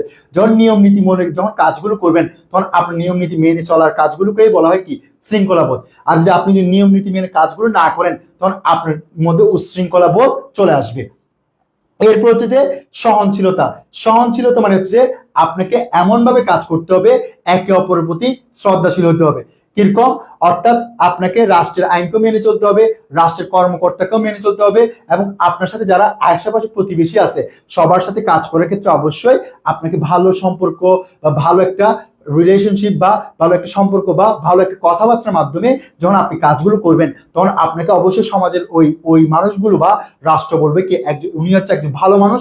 ভালো মানুষ মানে হচ্ছে উনি একজন ভালো মূল্যবোধওয়ালাও মানুষ। অর্থাৎ আপনার আপনি যখন ভালো আচরণ করা শুরু করবেন তাহলে আপনি যখন সহনশীল হয়ে গেছেন, সহনশীল হওয়ার পর তখন আপনাকে ওনারা জাস্টিফাই করবে কি ভালো মূল্যবোধওয়ালা মানুষ। আপনি এরপর হচ্ছে আপনি কি করছেন সরকারের কোনো নিয়ম নীতি বালাই মানলেন না, উল্টা জনগণ জায়গা থেকে কেড়ে নেওয়া শুরু করছেন, জনগণ ঘর বাড়ি ভেঙে দেওয়া শুরু করছেন, তাহলে আপনার জনগণ প্রতি কি নেই, সহনশীলতা নেই। তখন জনগণ বলবে কি, উনি হচ্ছে ভালো মানুষ না, উনি হচ্ছে ভালো মূল্যবোধ বলা কিনা মানুষ না। অর্থাৎ আপনার সহনশীলতার উপর আপনার মূল্যবোধটা কি হয়, নির্ধারণ হয়। এরপর হচ্ছে যে সহমর্মিতা। সহমর্মিতা মানে হচ্ছে যে, অর্থাৎ আপনি আপনার কাজটা করার ক্ষেত্রে দেখছেন যে অনেকে ক্ষতি হচ্ছে, ক্ষতি হওয়ার পর আপনি যখন ওনাকে ক্ষতিপূরণ দিচ্ছেন, বা আপনি কোনো একটা কাজ করতে গেলেন দেখতেছেন ক্ষতি হচ্ছে, তখন আপনি যখন ওনাকে ক্ষতিপূরণ দিচ্ছেন, তখন উনি ওনার প্রতি একটা কি দেখাইছেন, সহানুভূতি দেখাইছেন না। এই সহানুভূতি দেখার কারণে উনি আপনাকে অবশ্যই কি বলছে, এই মানুষটা কাজ করার জন্য আমার ক্ষতি করছে, উনি আমাকে কি দিচ্ছে, একটা সাহায্য করছে, ওনার প্রতি একটা সহমর্মিতা দেখাইছেন। তখন সহমর্মিতা দেখানোর পর আপনার প্রতি ওনাকে ভালো ভালো চিন্তা ভাবনা আসলে, উনি 10 জনকে বললে 10 জন আপনার প্রতি যখন ভালো চিন্তা ভাবনা হবে, তখন আপনাকে বলবে কি, ভালো চিন্তাধারার মানুষ। ভালো চিন্তাধারার মানুষ বললে আপনার মূল্যবোধ হবে কি, ভালো। এরপর হচ্ছে আপনি ক্ষতি করলেন, ক্ষতি করার পর উনি আরো এমন ক্ষতি হয়ে গেছে, ওনার ঘর বাড়ি নিশ্চয়ই উনি আপনার কাছে আশ্রয় চাইছে, আপনি উল্টা ওনাকে জাতকি দিয়ে পাঠিয়ে দিচ্ছেন, তাহলে আপনার সহমর্মিতা খারাপ সহমর্মিতা। খারাপ সহমর্মিতা উনি বলছে যে এই মানুষটা খারাপ, এই মানুষটাকে তোরা যা পাইস তা বকা দে, ওনার কাজে ব্যাঘাত সৃষ্টি কর। তখন আপনার প্রতি যে ওনার যে খারাপ চিন্তা ভাবনা আসছে, এবং আপনি খারাপ চিন্তাওয়ালা মানুষ বিদে, আপনার খারাপ মূল্যবোধওয়ালা মানুষ বিদে, সবাই যখন বলা শুরু করছে, সবাই এরকম কর্মকাণ্ডগুলো করা শুরু করছে, তখন আপনার মূল্যবোধ হয়ে গেছে কি, খারাপ। অর্থাৎ আপনার একজন অপরের প্রতি সদয় দেখানোর মাধ্যমেও আপনার মূল্যবোধটা কি হয়, নির্ধারণ হয়। কারণ আপনি যে ভালো কাজগুলো করেন, আপনার ভালো মানুষের পাশে দাঁড়ান, তখন আপনার মূল্যবোধ হবে কি, ভালো। আর যদি আপনার মানুষের পাশে না দাঁড়ান, উল্টো মানুষের ক্ষতি করেন বা মানুষের বিপদে ফেলে দেন, তখন আপনার মূল্যবোধ হবে কি, খারাপ। এরপর সর্বশেষ হচ্ছে শ্রমের মর্যাদা। শ্রমের মর্যাদা মানে হচ্ছে যে আপনি আপনার অফিসে আপনি যে একটা প্রজেক্ট করতেছেন, প্রজেক্ট করার ক্ষেত্রে অনেক ওয়ার্কার আছে, ওয়ার্কারদেরকে আপনি টাইমলি কি করছেন, বেতন পরিশোধ করছেন। ওয়ার্কাররা আপনার প্রতি সমালোচনা করছে যে কি, আমাদের যিনি মালিক তিনি সবসময় আমাদের কি দিচ্ছে, বেতন পরিশোধ করতেছে। যখন ওরা সবাই যখন আলোচনা করছে, তাহলে আপনাকে নিয়ে ভালো চিন্তা ভাবনা করছে না। ভালো চিন্তা ভাবনা করার পর আপনাকে নিয়ে কি করছে, ভালো চিন্তা ভাবনা করার পর আপনাকে বলছে কি, ভালো ভালো চিন্তার মানুষ বা ভালো মূল্যবোধওয়ালা মানুষ। আপনি যদি ওদের ঠিক মতো পরিশোধ না করেন, উল্টা ওদের বেতন আটকে রাখতে 5-6 মাস আটকে রাখছেন, তাহলে আপনাকে নিয়ে সমালোচনা করছে কি, আমাদের এতই খাটাচ্ছে, আমাদেরকে ঠিক মতো বেতনই দিচ্ছে না, কেন কাজ করব, এত কষ্ট পাচ্ছি কান্নাকাটি করতেছি, তারপরে তিনি বুঝতেছেন, তাহলে আপনার প্রতি ওনার একটা কি, খারাপ চিন্তা ভাবনা আছে, যদি খারাপ সমালোচনা করতেছে, তখন আপনার প্রতি ওনার যখন খারাপ সমালোচনা হবে, খারাপ চিন্তা ভাবনা হবে, তখন আপনার মূল্যবোধ হবে কি, খারাপ। অর্থাৎ আপনি আপনার কর্মক্ষেত্রে বা আপনার কাজের ক্ষেত্রে বা যে কোনো ক্ষেত্রে আপনি যখন শ্রমটা দেওয়ার পর শ্রমের যদি সেই পরিমাণ মর্যাদা না দেন, যদি সে পরিমাণ মূল্যায়ন না করেন, তখন আপনাকে যখন খারাপভাবে যদি ওনারা সমালোচনা করে, তখন আপনার মূল্যবোধ হবে খারাপ। আর যদি আপনার শ্রমের পরিপূর্ণ মূল্যায়ন করেন বা শ্রমকে পরিপূর্ণ মর্যাদা দেন, তখন আপনার মূল্যবোধ হবে কি, ভালো। এই হচ্ছে যে আমাদের কি বলে যে মূল্যবোধের উপাদান বা ভিত্তি নিয়ে আলোচনা। এর মধ্যে কারো কোনো কোয়েশ্চেন থাকলে বলতে পারেন, আমি পরের স্লাইডে যাচ্ছি, 1 মিনিট সময়।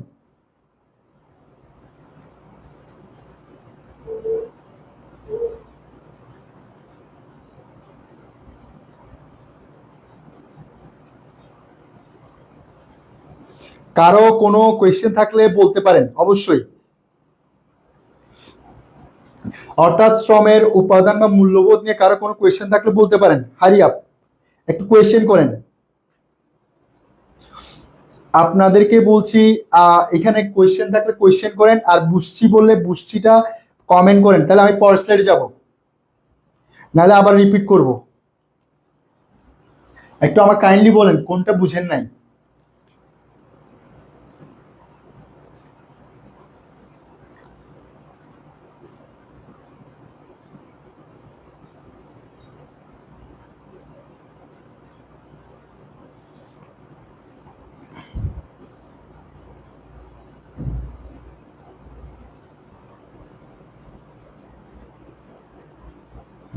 তিন এবং চারের এক্সাম্পল, 3 এবং 4, অর্থাৎ আপনি 3 এবং 4 এক্সাম্পল চাইছেন। ওকে, 3 এবং 4 এক্সাম্পল হচ্ছে যে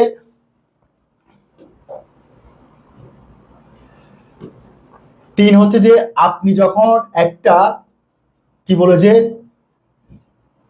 খাল খনন করলেন, খাল খনন করার পর আপনি খালটা খনন করার ক্ষেত্রে কয় টাকা খরচ হচ্ছে, আয় হচ্ছে, কয় টাকা ব্যয় হচ্ছে, সবগুলো জনগণকে যখন জানাইছেন, তাহলে আপনাকে জনগণ জানার পর বলছি উনি আমাদেরকে পরিপূর্ণ কি দিচ্ছে, সবকিছু জানাচ্ছে।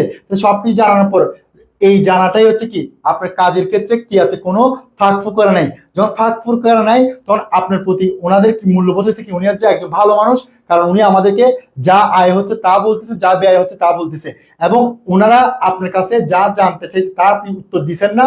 উত্তর দেওয়ার কারণে এটাই হচ্ছে কি জবাবদিহিতা। আর যখন আপনি যখন ওনাদেরকে পরিপূর্ণতার সহিত আপনি যখন যা যা বলবেন, যা যা জানাবেন, এবং যা যা জানার পর ওনারা যখন কি করবে আপনার সম্বন্ধে ভালো মন্তব্য করবে, এই ভালো মন্তব্য করার কারণে আপনার কাজটা হচ্ছে কি স্বচ্ছতা।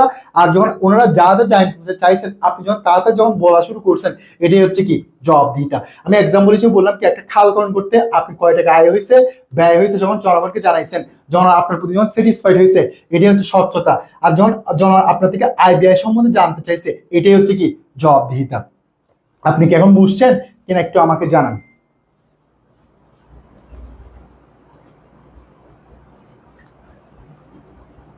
যিনি প্রশ্নটা করছেন 3-4 এক্সাম্পলের কথা, 3 আর 4, 4 হচ্ছে যে যেটা বলছে 4-এর কথা যেটা বলছেন, 3 নাম্বারটা এখন বললাম ওই খাল খননের ক্ষেত্রে আয় ব্যয়ের কথা বলছে সেটা।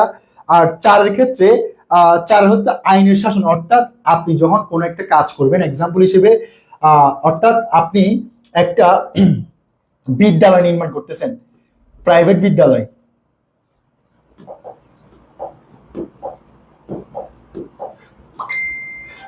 দেখেন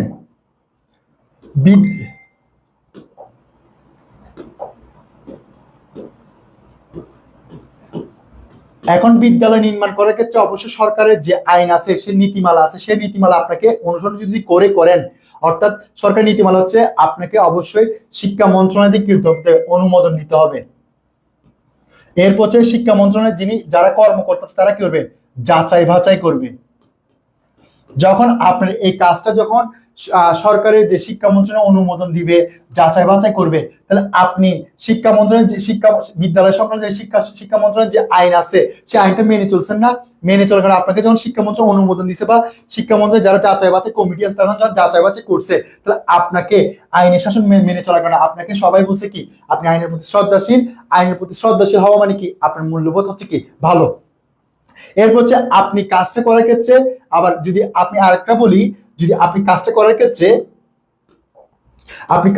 ক্ষেত্রে যদি শিক্ষা মন্ত্রণালয় অনুমোদন না নেন, আপনি বলছেন যে এটা হচ্ছে আমার এলাকার একটা বিদ্যালয়, জাস্ট 1 থেকে 3 পর্যন্ত পড়াবো, কোনো কি লাগবে না, যাচাই বাছাই লাগবে না, আপনি করছেন লুকোচুরি করে কি করলেন, স্কুলটা করে ফেললেন, তাহলে আপনি রাষ্ট্রের যে শিক্ষা মন্ত্রণালয়ের যে আইন আছে অনুমোদন নিয়ে যাচাই বাছাই করে, সেটা কি মানছেন? মানেন নাই। পরবর্তী যখন আপনার সম্বন্ধে জানতে পারছে, তখন আপনার সম্বন্ধে মন্তব্য করছে কি আপনার মূল্যবোধ হচ্ছে কি খারাপ। অর্থাৎ এইখানের মাধ্যমেই বোঝা যাচ্ছে কি আপনার মূল্যবোধটা নির্ধারণ হয়, আপনি কি ভালো মূল্যবোধওয়ালা মানুষ নাকি খারাপ মূল্যবোধওয়ালা মানুষ। অর্থাৎ আইন মেনে চললে আপনি হচ্ছে ভালো মূল্যবোধওয়ালা মানুষ, আর আইন না মানলে আপনি হচ্ছে কি খারাপ মূল্যবোধওয়ালা মানুষ। এখন বুঝছেন কিনা আমাকে একটু জানান। আমি 3 এবং 4 রিপিট করলাম, যদি না বুঝে থাকেন আবার বলেন।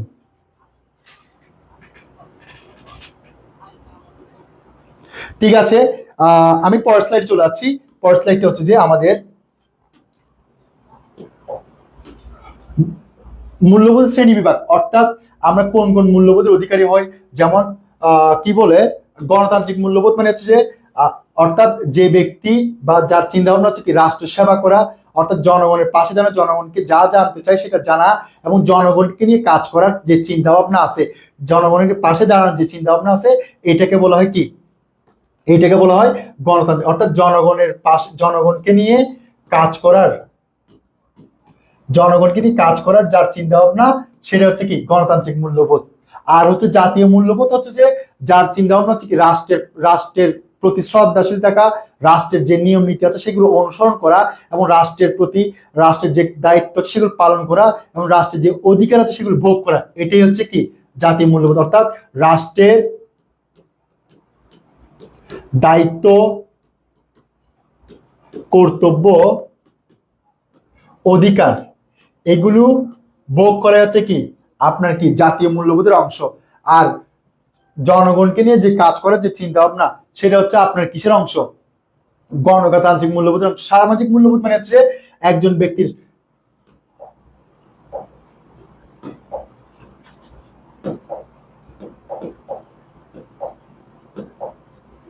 একজন ব্যক্তি হচ্ছে সমাজের উন্নয়নের যে চিন্তা ভাবনা তৈরি হওয়া, অর্থাৎ সমাজের উন্নয়ন, সমাজের পাশে দাঁড়ানো,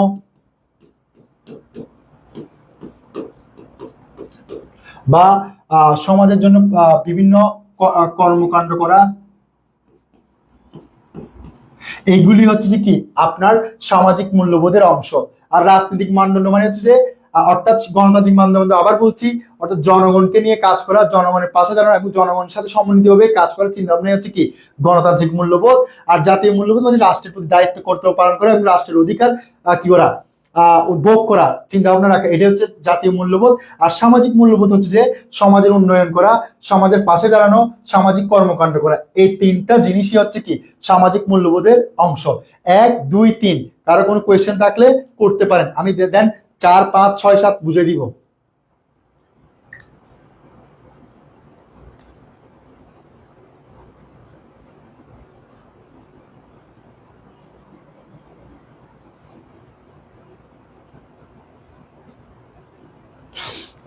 এক দুই তিন নিয়ে কারো কোনো কোয়েশ্চেন আছে?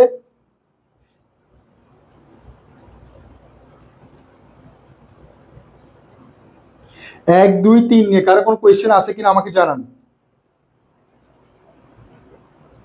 ঠিক আছে, তাহলে আমরা 4 5 6 রাজনৈতিক মূল্যবোধ জিনিসটা কি?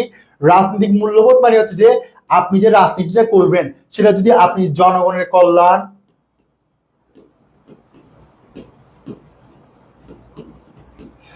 জনগণের কল্যাণে কাজ করা এবং রাষ্ট্রের উন্নয়নে কাজ করা,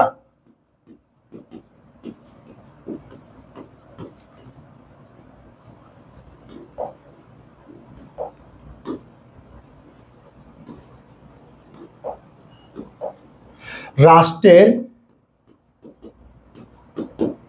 উন্নয়নে কাজ করা, অর্থাৎ আপনাকে জনগণের কল্যাণে কাজ করা বা রাষ্ট্রের উন্নয়নে কাজ করার যে চিন্তা ভাবনা থাকে, তখন আপনাকে বলা হবে কি আপনার রাজনৈতিক মূল্যবোধ কি ভালো। অর্থাৎ আপনাকে রাজনৈতিক মানদণ্ড মানে হচ্ছে বা রাজনৈতিক মূল্যবোধ মানে হচ্ছে যে এটা মূল্যবোধ হবে, এটা হচ্ছে মূল্যবোধ হবে, এটাই হবে। অর্থাৎ আপনাকে রাজনৈতিক মূল্যবোধ মানে হচ্ছে কি জনগণের কল্যাণে কাজ করা বা রাষ্ট্রের উন্নয়নে কাজ করার যে চিন্তা ভাবনা থাকা, এটাকে বলা হয় কি রাজনৈতিক মূল্যবোধ। মূল্যবোধ মানে হচ্ছে কি চিন্তা ভাবনা বা চিন্তাধারা। এরপর হচ্ছে নৈতিক মূল্যবোধ, অর্থাৎ আপনার নৈতিক মূল্যবোধ মানে কি ভালো কাজ করার কি থাকা, চিন্তা ভাবনা থাকা।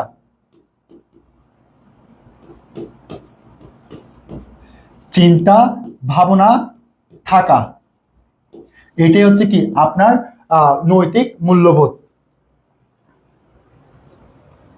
এরপর হচ্ছে যে তারপর হচ্ছে যে বুদ্ধিবৃত্তিমূলক মূল্যবোধ। বুদ্ধিবৃত্তিমূলক মূল্যবোধ মানে হচ্ছে আপনার বিবেক, আপনার চিন্তা ভাবনা, আপনার এই বিবেক বা চিন্তা ভাবনার মাধ্যমে আপনার বুদ্ধি বা বিবেককে আপনি কি করে জাগ্রত করে, এই বুদ্ধি বা বিবেককে জাগ্রত করে হচ্ছে কি আপনার বুদ্ধিবৃত্তিমূলক মূল্যবোধ। আর শারীরিক বাহ্যিক মানে হচ্ছে আপনার অর্থাৎ আপনার কর্মকাণ্ডগুলো, বাইরে যে কাজগুলো করবেন আপনার মূল্যবোধটা প্রকাশ করবেন, এই বাইরের যে মূল্যবোধ প্রকাশ করেন এটাই হচ্ছে যে বাইরের মূল্যবোধ প্রকাশ করে যখন আপনাকে নিয়ে মূল্যায়ন করা শুরু করবে, এটাই হচ্ছে কি শারীরিক বা বাহ্যিক মূল্যবোধ। 1 নাম্বার 2 নাম্বার, আচ্ছা 1 নাম্বারটা 2 নাম্বারটা বুঝে দিতে বলছেন। ঠিক আছে, 1 নাম্বার হচ্ছে গণতান্ত্রিক মূল্যবোধ মানে হচ্ছে যে অর্থাৎ যেটা হচ্ছে যে আপনার চিন্তা ভাবনা থাকবে যে জনগণকে নিয়ে কাজ করার যে চিন্তা ভাবনা বা জনগণকে নিয়ে একসাথে রাষ্ট্রের উন্নয়ন করা, সমাজের উন্নয়ন করা, যখন চিন্তা ভাবনা থাকবে এই চিন্তা ভাবনা ধারণ করাকে বলা হয় গণতান্ত্রিক মূল্যবোধ।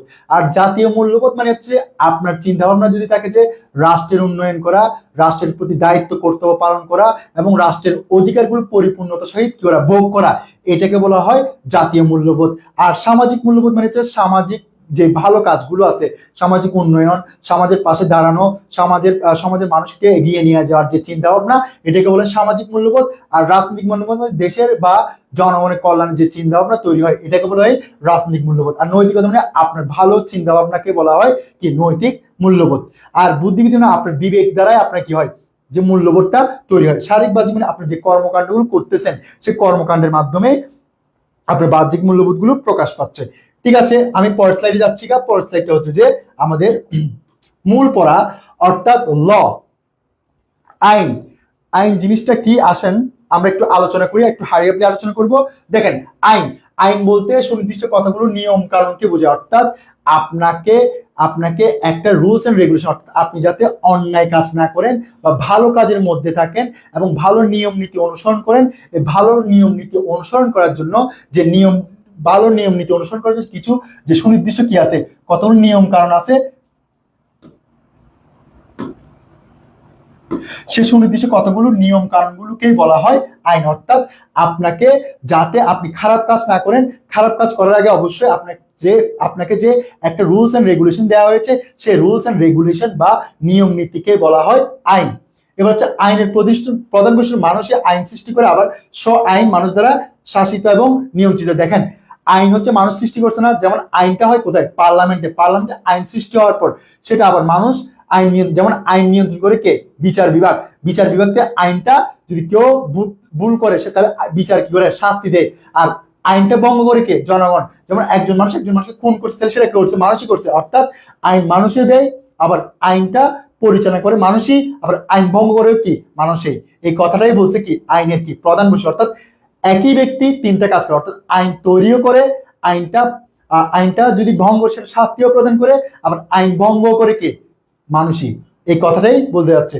আর আইন শব্দটি ফার্সি শব্দ থেকে আসছে এবং আইনের ইংরেজি শব্দ হচ্ছে ল। ল শব্দটি টিউটনিক শব্দ লেস থেকে এসেছে, লেস থেকে ল শব্দটি স্থির বা কি অপরিবর্তনীয়, অর্থাৎ যেটা কি হয় না, পরিবর্তন হয় না, যেটা হচ্ছে কি সবসময় স্থির থাকে, একই জায়গায় অবস্থান করে। এবার আসেন, আমরা একটু জানি যে ল এর মধ্যে বিখ্যাত কয়েকজন কি ছিলেন, ল নিয়ে ডিফাইন করছেন। এর মধ্যে একজন হচ্ছে হল্যান্ড। হল্যান্ড বলছে যে আইন হচ্ছে সেসব নিয়ম কানুন যা বাহ্যিক আচরণকে নিয়ন্ত্রণ করে সার্বভৌম কর্তৃপক্ষ যা প্রয়োগ করেন। অর্থাৎ সার্বভৌম মানে যারা হচ্ছে স্বাধীন, অর্থাৎ যাদের কাছে কোনো চাপ প্রয়োগ করার কি নেই, যাদের উপর চাপ প্রয়োগ করার কোনো কি নেই, সুযোগ নেই। অর্থাৎ যেখানে আপনি দেখেন, আপনি যে একজনকে মানুষকে খুন করার চিন্তা ভাবনা করছেন, সেটা কি ভিতরে করছেন, বাইরে করছেন, অর্থাৎ ওনাকে যে খুন করবেন, খুন করার যে চিন্তা সেটা সরাসরি করবেন না, দেখে বাইরে থেকে বাইরে করবেন না। অর্থাৎ এই বাইরে যাতে আপনি যে ওনাকে খুনটা না করেন, খুনটা না করার জন্য আপনার কি আছে, আপনার মনের মধ্যে চিন্তা ভাবনা আছে যে আমি যদি খুনটা করি তাহলে আমাকে আইন কি করবে, মৃত্যুদণ্ড দিবে। অর্থাৎ এইটার মাধ্যমে আপনার বাইরের আচরণ কি করছে, আইন নিয়ন্ত্রণ করছে।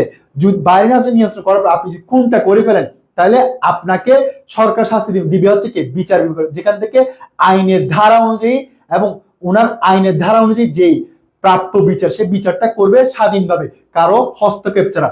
অর্থাৎ এখানে উনি বলছে যে কেউ যদি বাইরের খারাপ কর্মকাণ্ড করে, সে কর্মকাণ্ডগুলো যাতে না করার জন্য সেভাবে নিয়ন্ত্রণ করছে। যদি কেউ করে থাকে, সে আইনের ধারা অনুযায়ী স্বাধীনভাবে বিচার করতে পারা, এটাই হচ্ছে মূলত হচ্ছে কি আইনের কাজ।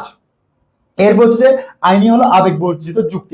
এটা বলছে কি বিখ্যাত একজন কি বলে যে যাকে আমরা কি বলি রাষ্ট্রবিজ্ঞানের জনক, সে হচ্ছে কে, অ্যারিস্টটল। অ্যারিস্টটল বলছে যে আমাদেরকে বলছে যে যেটা হচ্ছে কি আবেগ বর্জিত যুক্তি, অর্থাৎ যেখানে কখনো আবেগকে টাই দেওয়া হয় না। অর্থাৎ আইন বলতে হচ্ছে যে অপরাধ করুক, সেটা হোক প্রধানমন্ত্রী, সেটা হোক রাষ্ট্রপতি, যে অপরাধ করুক আইনের দৃষ্টিতে সে যদি অপরাধী কি হয়, নিশ্চিত হয়, তাহলে অবশ্যই আইন বলতেছে কি তাকে কি দেওয়া হবে, শাস্তি দেওয়া হবে। যার কারণে এখানে কোনো কি নেই, আবেগ নেই। সে যদি কানা হয়, সে যদি লুলা হয়, সে যদি অপরাধ করে, আইন বলতে যাচ্ছে সে আইনের ধারা অনুযায়ী কি পাবে, সে শাস্তি পাবে। যার কারণে আইন হলো আবেগ বর্জিত একটি কি যুক্তি, অর্থাৎ আবেগকে কখনো প্রশ্রয় দেয় না, সেখানে হচ্ছে কি বিবেককে প্রশ্রয় দেয় এবং কি যুক্তিকে প্রশ্রয় দেয়। অর্থাৎ আপনাকে যুক্তি এবং বিবেক দিয়ে আপনাকে আইন কি করবে, আপনার কাজগুলো সমাধান করবে। তাহলে এই কথাটাই বলছে কে, আমাদের বিখ্যাত দার্শনিক অ্যারিস্টটল।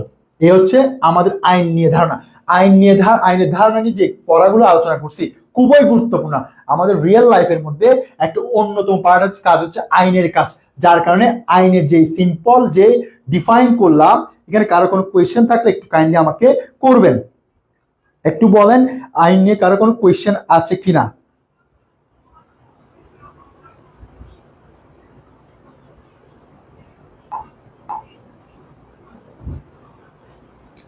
আইন নিয়ে কারো কোনো কোয়েশ্চেন আছে কিনা আমাকে একটু কাইন্ডলি জানান।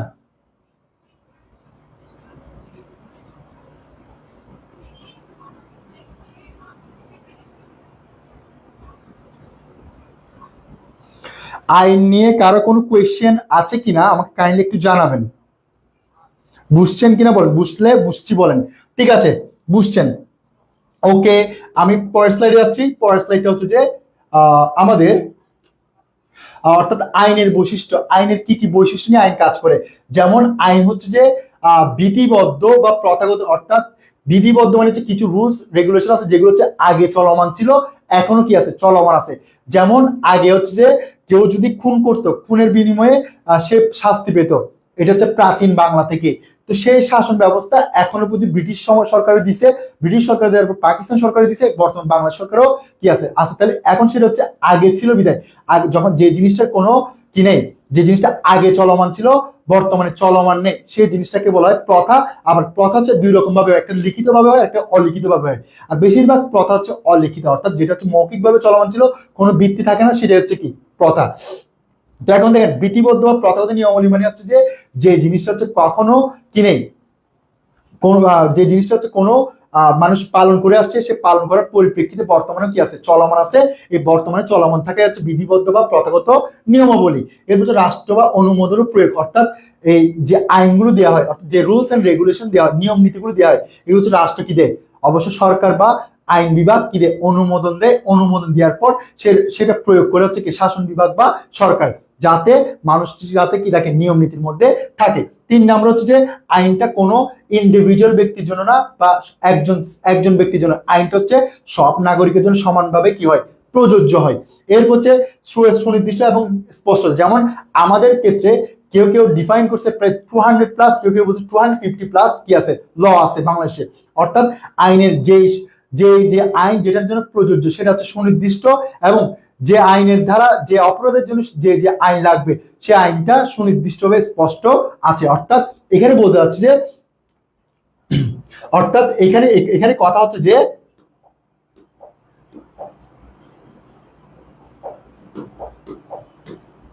দেখেন সুনির্দিষ্ট এবং স্পষ্ট মানে হচ্ছে অর্থাৎ যে আইন যেটার জন্য লাগবে সেটা হচ্ছে সুনির্দিষ্ট। অর্থাৎ খুন করলে খুনের জন্য, আপনি কারো জমি হরণ করে সেটার জন্য হরণের জন্য যে সুনির্দিষ্ট আইন। এর হচ্ছে স্পষ্টতা মানে হচ্ছে যে আইন যেটার জন্য প্রয়োগ করা, যে অপরাধ যে আইনের দ্বারা প্রয়োজন আছে সেটা কি আছে, সুনির্দিষ্টতা। এটাকে বলে কি, সুনির্দিষ্টতা এবং কি স্পষ্টতা। এর হচ্ছে আইন হচ্ছে যেমন বিভিন্ন সময়ে সময়ে পরিবর্তন হচ্ছে। যেমন রিসেন্টলি আজকেও হয়তো বা আপনার পার্লামেন্ট যদি কেউ দেখে থাকেন, প্রায় 134টা আইন পরিবর্তন বা সংশোধনের জন্য অধ্যাদেশগুলির পরিবর্তন বা আইনগুলো পরিবর্তন বা সংশোধনের জন্য কি করছে, সংসদের মধ্যে উপস্থাপন করছে। অর্থাৎ আইন সবসময় স্থির থাকে না, অনেক সময় কি হয়, সংশোধন বা পরিবর্তন হয়ে থাকে। এর হচ্ছে বাধ্যবাধকতা শাস্তি, অর্থাৎ আপনাকে অবশ্যই যদি আইন আপনাকে বাধ্য করছে, যেটা করার প্রয়োজন সেটা অবশ্যই করতে হবে, এটাকে বলে কি আইনের বাধ্যবাধকতা। আর আপনাকে যদি আইন মানা করছে, মানা করার পর আপনি যদি কাজটা করেন, অবশ্যই আপনাকে কি দিবে, শাস্তি দিবে। এটা হচ্ছে আইনের ধরন। অর্থাৎ আইন আপনাকে যেটা বাধ্য করছে সেটা অবশ্যই করতে হবে, আইন আপনাকে যেটা নিষেধ করছে আপনি সেটা করেন, অবশ্যই শাস্তির সম্মুখীন হতে হবে। শাস্তি মানে হচ্ছে কি, আপনাকে পানিশমেন্ট দিবে বা আপনাকে যে কোনো একটা কি দিবে, অপরাধের জন্য যে কোনো যেমন কেউকে মৃত্যুদণ্ড দেয়, কেউকে জেলের মধ্যে কারাবাস দেয়, কাউকে অর্থদণ্ড দেয়, এভাবে বিভিন্ন রকমের শাস্তি দিয়ে থাকে। এরপর বাহ্যিক আচরণ, অর্থাৎ আপনি যখন খুন করা, কাউকে মারা বা কাউকে হত্যা চেষ্টা করা বা কারো সম্পদ জোর করে নিয়ে ফেলার চেষ্টা করা বা কারোর টাকা নিয়ে ফেলার চেষ্টা করা, কাউকে ধাক্কা দেওয়ার চিন্তা ভাবনা করা, কাউকে বা গুম করার চিন্তা ভাবনা করা, অর্থাৎ আপনি সবগুলো হচ্ছে বাইরের আচরণ না। এই বাইরের আচরণগুলোকে আইনের, অর্থাৎ আপনি যে খুন করে এখন আপনার যদি এখন খুন করার চিন্তা ভাবনা আসে, পরবর্তী সময় আপনার চিন্তা ভাবনা আসছে কি, আমি যদি ওকে খুন করি তো অবশ্যই আমাকে আইন কি দিবে, শাস্তি দিবে। তাহলে আপনার এই খুন করা সেটা বাইরের আচরণ, বাইরের আচরণকে নিয়ন্ত্রণ করছে কে, আইন। আপনি যে ওর যে জায়গা নিয়ে ফেলবেন, এখন জায়গা নিয়ে ফেলে ও আপনার বিরুদ্ধে মামলা করবে, মামলা করলে আপনাকে কোর্টের মধ্যে দৌড়াদৌড়ি করতে, তাহলে আপনার এই কোর্টের মধ্যে দৌড়াদৌড়ি করলে আপনার হয়রানির শিকার হইতে হবে। তাহলে আপনার এই বাহ্যিক আচরণগুলোকে নিয়ন্ত্রণ করে আপনার চিন্তা ভাবনা আসছে কি, এগুলো যদি করি তাহলে আমি কি হবো, অনেক কষ্ট পাবো, আমার অনেক পরিশ্রম নষ্ট, অনেক সময় নষ্ট হবে, যার কারণে আপনার বাইরের আচরণগুলো কি হচ্ছে, নিয়ন্ত্রণ হচ্ছে। এর হচ্ছে ন্যায় বিচার প্রতিষ্ঠা, অর্থাৎ ন্যায় বিচার মানে হচ্ছে কি, আইনের দৃষ্টিতে অপরাধীকে অপরাধ বলা, নিরপরাধীকে নিরাপদ বলা। যদি খুন করে সে খুনি হিসেবে সাব্যস্ত করা, যে হোক, প্রধানমন্ত্রী ও সরকারি কর্মকর্তা হোক বা বেসরকারি কর্মকর্তা বা সাধারণ জনগণ হোক, সে যদি অপরাধ করে সে অপরাধী হিসেবে স্বীকৃতি দেওয়া, সেটাই হচ্ছে ন্যায় বিচার প্রতিষ্ঠা করা। সে যদি নিরপরাধী হয়, নিরপরাধী হিসেবে কি করা, প্রতিষ্ঠা করা, এটাই হচ্ছে সামাজিক ন্যায় বিচার বা ন্যায় বিচার প্রতিষ্ঠা করা। এর হচ্ছে যৌক্তিকতা, অবশ্যই আইনে যদি কোনো একটা অপরাধ করেন, ফর এক্সাম্পল আপনি মার্ডার করছেন, এখন মার্ডার করার পর কোর্টে লয়ার গেছে, লয়ার যাওয়ার পর আপনাকে বলছে যে আপনি যে মার্ডার, আপনার যে লয়ার উনি বলবে যে আপনি মনে স্পটে ছিলেন না, হ্যাঁ আমি ছিলাম না। আপনি তখন কোথায় ছিলেন? আমি ছিলাম বাসায়। তখন যুক্তি দেখায় বলবে যে, লয়ার বলবে যে দেখেন মাই লর্ড, আমার যে মক্কেল, সে মক্কেল হচ্ছে কোথায় ছিল না, ওই স্পটে ছিল না, উনি ছিল হচ্ছে সে সময় কোথায়, অন্য জায়গায় কাজ করতেছিল। উনি যে কাজ করতে সেটার একটা প্রমাণ দেখাবে, এইভাবে বিভিন্ন রকমের প্রুফ দেখানোর পর সেটা যুক্তি দিয়ে কি করবে, প্রমাণ করবে।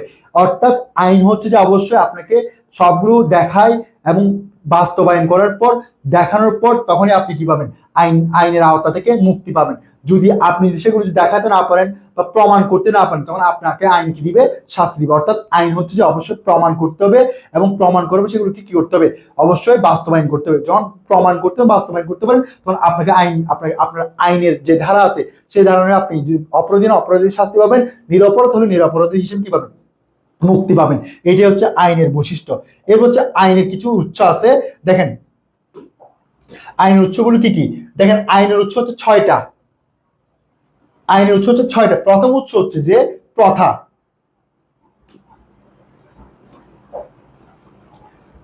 প্রথা জিনিসটা কি? প্রথা জিনিসটা হচ্ছে যে জিনিস হচ্ছে আমাদের পূর্বে কি ছিল, চলমান ছিল, সে জিনিসগুলো যখন আমাদের বিধিবদ্ধভাবে বর্তমানেও কি আছে, চলমান আছে। অর্থাৎ এখানে প্রথা মানে বুঝে যাচ্ছে যে জিনিসটা হচ্ছে পূর্বে চলমান ছিল কিন্তু কোনো লিখিত রূপ নেই, বাট আমরা ফলো আপ করে থাকি।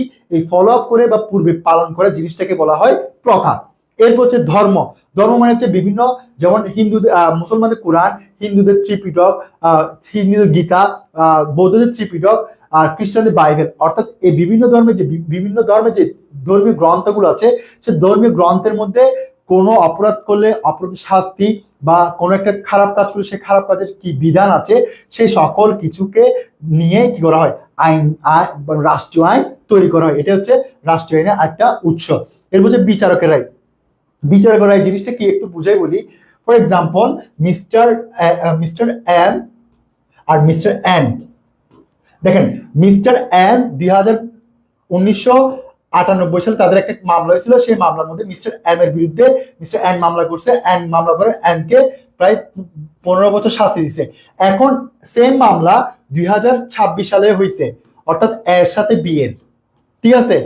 এখন এর সাথে বিয়ের মামলা হয়েছে, সে মামলার করার পর সেম মামলা হয়েছে কিন্তু সেই মামলার কোনো আইনের ধারণা নেই। তখন কি করবে সরকার, তখন বিচারক কি করছে, ওই 1998 সালের যে মামলাটা ছিল সেই মামলাটার অনুসারে কি করছে, সেম টু সেম মিস্টার বিয়ের বিকে 15 বছরের কি দিছে, কারণ দেখেন।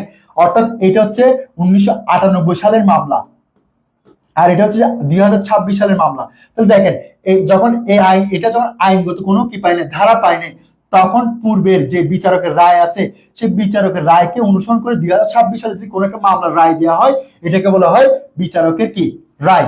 অর্থাৎ এইটা হচ্ছে বেশিরভাগ সময় কোনো একটা আইনের ধারার সাথে যদি মিল না পায় কোনো একটা মামলার কি বিচার, তখন কি করে পূর্বে যদি সেরকম কোনো মামলা থাকে সেই মামলা ধারাগুলোকে অনুসরণ করাই হচ্ছে কি বিচারকের রায়। এটাকে বলা হয় প্রিসিডেন্ট, লয়ের ভাষায় বলা হয় প্রিসিডেন্ট,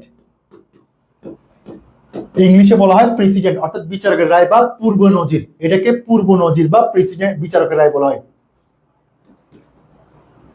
অর্থাৎ এই সেম মামলা যদি পূর্বে হয়ে থাকে, সেরকম কোনো বিচার হয়ে থাকে, সেই মামলা বিচার অনুযায়ী মামলা পরিচালনা করা হয়, সেটা বিচারকের রায়। এর হচ্ছে আইনবিদদের গ্রন্থ, মানে হচ্ছে আইনের বিভিন্ন রকম বই আছে না, সে বিভিন্ন রকম বই থেকে যেগুলো গুরুত্বপূর্ণ আছে সেই গুরুত্বপূর্ণ আইনগুলোকে নিয়ে কি করা, আইনের মধ্যে আওতাভুক্ত করা হয়।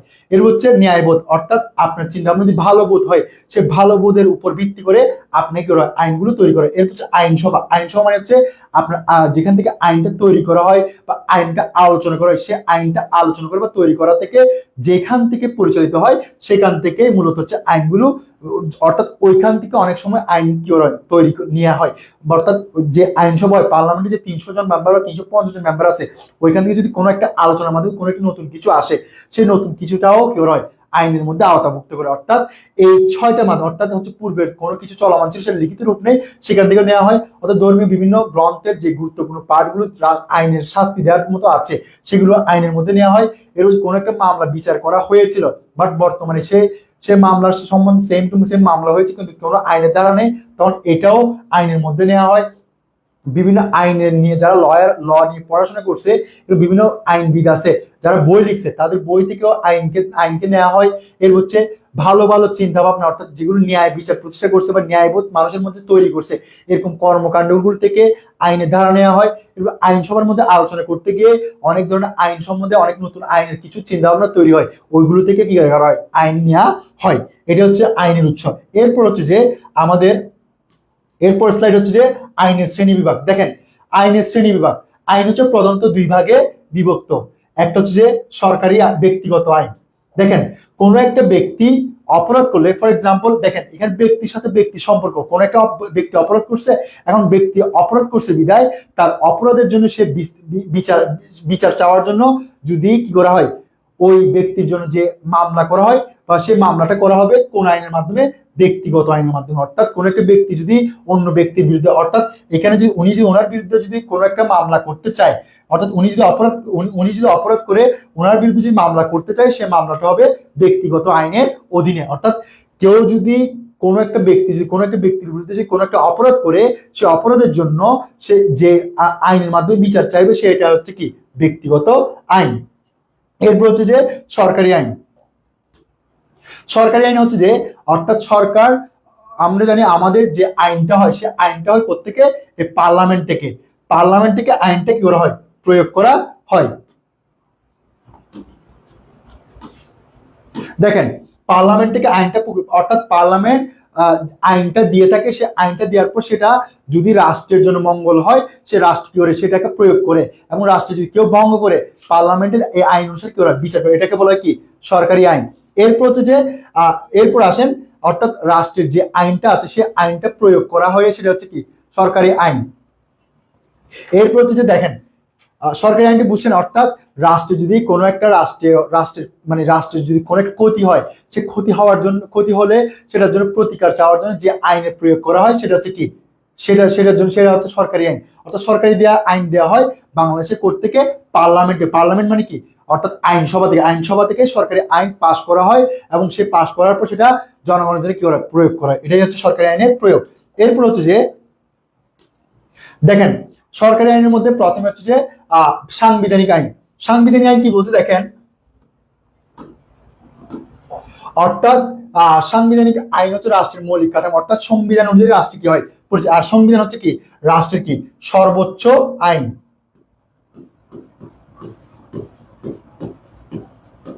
সর্বোচ্চ আইন হচ্ছে কি, রাষ্ট্রের সংবিধান। সংবিধান হচ্ছে রাষ্ট্রের সর্বোচ্চ আইন। অর্থাৎ সাংবিধানিক আইন হচ্ছে রাষ্ট্রের মৌলিক কাঠামো, সরকারের ক্ষমতা ও দায়িত্ব, নাগরিকের মৌলিক অধিকার, ক্ষমতা বিভাজনী। অর্থাৎ সরকার কোন, আমরা জানি সংবিধান হচ্ছে রাষ্ট্রের সর্বোচ্চ আইন। সংবিধান হচ্ছে কয়টি ভাগে বিভক্ত, 11টি ভাগে বিভক্ত। এর হচ্ছে কি, সংবিধানের কয়টি অনুচ্ছেদ, 153টি অনুচ্ছেদ রয়েছে। এগুলো খুবই গুরুত্বপূর্ণ। এবং সংবিধানের মৌলিক অধিকার নিয়ে বলা আছে হচ্ছে কোথায়, সংবিধান 27 থেকে 47-এর খ পর্যন্ত মৌলিক অধিকার নিয়ে বলা আছে। অর্থাৎ একজন মানুষ কি কি পাবে, অর্থাৎ কি কি পাওয়ার অধিকার আছে, সেটা নিয়ে সংবিধানের মৌলিক অধিকার নিয়ে বলা আছে। সংবিধান 27 থেকে 47 আর 153টি অনুচ্ছেদ আছে, 11টি ভাগে বিভক্ত। এবং রাষ্ট্রের সর্বোচ্চ আইন হচ্ছে কি, সংবিধান। এবং সংবিধানের ষষ্ঠ অথবা সপ্তম পার্টের মধ্যে যে রাষ্ট্রের যে শাসন বিভাগ, অর্থাৎ সরকার কিভাবে পরিচালিত হবে, সরকার কাঠামো কিরকম হবে, সে সকল কিছু নিয়েই বলা আছে। অর্থাৎ সরকার, অর্থাৎ রাষ্ট্রকরণ, অর্থাৎ প্রজাতন্ত্র নিয়ে বলা আছে প্রথম পার্টে। এরপর হচ্ছে রাষ্ট্রের কাঠামো নিয়ে বলা আছে, এরপর হচ্ছে মৌলিক অধিকার নিয়ে। এভাবে 11টি প্রতিষ্ঠান নিয়ে বা 11টি ভাগে 11টি ধাপ নিয়ে বলা আছে, যেগুলো হচ্ছে রাষ্ট্রের কাঠামো।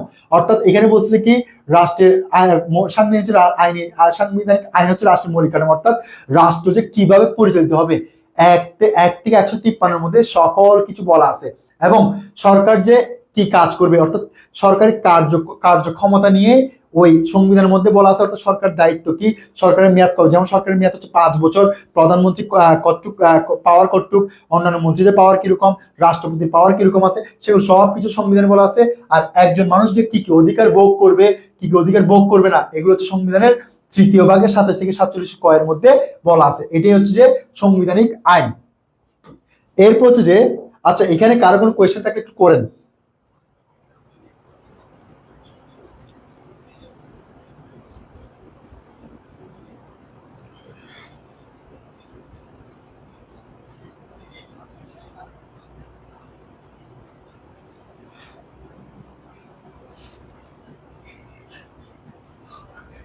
আহ আচ্ছা, আপনারা যে 4 নম্বর 2 নম্বর বলছেন সেটা কোন স্লাইডে বলছেন একটু আমাকে কমেন্ট করে জানাবেন। স্লো বলতে আসলে আমাদের সময় কম, একটু হারিয়ে করতে হচ্ছে, অনেক রাত হয়ে গেছে, আপনাদের দেরি হয়ে যাবে, যার কারণে একটু হারিয়ে করতেছি ওইটার জন্য, নাহলে ফার্স্টে স্লো বলছিলাম। আচ্ছা, এরপর স্লাইডে চলে যাচ্ছি। সাংবিধানিক আইনের পর আমাদের পরের স্লাইড হচ্ছে যে, দেখেন পরের স্লাইড হচ্ছে প্রশাসনিক আইন, অর্থাৎ প্রশাসনিক আইন। দেখেন আমাদের প্রশাসনিক আইন হচ্ছে সচিবালয়, অর্থাৎ বাংলাদেশ সচিবালয়, অর্থাৎ প্রশাসনিক আইন হচ্ছে সরকারের বিভিন্ন প্রশাসনিক সংস্থা। আমরা জানি রাষ্ট্রের যে প্রশাসনিক বা সংস্থার মূল কেন্দ্র হচ্ছে বাংলাদেশ কি সচিবালয়। বাংলাদেশ সচিবালয় থেকে মূলত হচ্ছে সকল ধরনের প্রশাসনকে কি করা হয়, নিয়ন্ত্রণ করা হয়। অর্থাৎ প্রশাসনিক আইন হচ্ছে সরকার বিভিন্ন প্রশাসনিক সংস্থা বা তাদের ক্ষমতা, অর্থাৎ যে সরকারি কর্মকর্তা আছে, কর্মচারী আছে, তাদের যে অপরাধ বা তাদেরকে কিভাবে নিয়ম নীতির মধ্যে রাখা যায়, সেই নিয়ম নীতির মধ্যে রাখার জন্য সেই সরকারি কর্মকর্তাদের নিয়ম নীতি বা রুলস এন্ড রেগুলেশনের মধ্যে রাখার জন্য, অথবা সরকারি কর্মকর্তা যদি কোনো একটা আইন ভঙ্গ করে তাদেরকে পানিশমেন্ট বা শাস্তি দেওয়ার জন্য যে আইনটা কাজ করে সেটাকে বলা হয় প্রশাসনিক আইন। আবার বলছি, অর্থাৎ কোন একটা সরকারি কর্মকর্তাকে নিয়ম নীতির মধ্যে রাখার জন্য, সে যদি আইনটা ভঙ্গ করে সেটা শাস্তি দেওয়ার জন্য যে আইন কাজ করে সে আইনকে বলা হয় প্রশাসনিক আইন। আমরা জানি সরকারের যে প্রধান কেন্দ্র সে, অর্থাৎ প্রশাসনিক শাখার মূল কেন্দ্র বলা হয় বাংলাদেশ সচিবালয়। এই সচিবালয় থেকে বাংলাদেশের সকল কর্মকাণ্ড, প্রশাসনিক কর্মকাণ্ড কি হয়, পরিচালিত হয়। যার কারণে এই প্রশাসনের যে সচিবালয় বা বিভিন্ন দপ্তর, প্রশাসনিক দপ্তরকে নিয়ন্ত্রণ করার জন্য বা অপরাধগুলো শাস্তি দেওয়ার জন্য যে আইন কাজ করে সে আইনকে বলা হয় প্রশাসনিক আইন। প্রশাসনিক আইন সরকার বিভিন্ন প্রশাসনিক সংস্থা বা তাদের ক্ষমতা, কার্যগুলি এবং তাদের সিদ্ধান্তের বিরুদ্ধে প্রতিকার নিয়ে কাজ করে। অর্থাৎ যদি কোনো একটা সংস্থা যদি কোনো একটা অপরাধ করে বা কোনো একটা সংস্থার বিরুদ্ধে যদি কোনো একটা অন্যায় হয়, সে অন্যায়কে প্রতিকার পাওয়ার জন্য যে আইনের মাধ্যমে প্রতিকার পেতে চাইবে সেই আইনটার নামই হচ্ছে প্রশাসনিক আইন। এরপর হচ্ছে যে,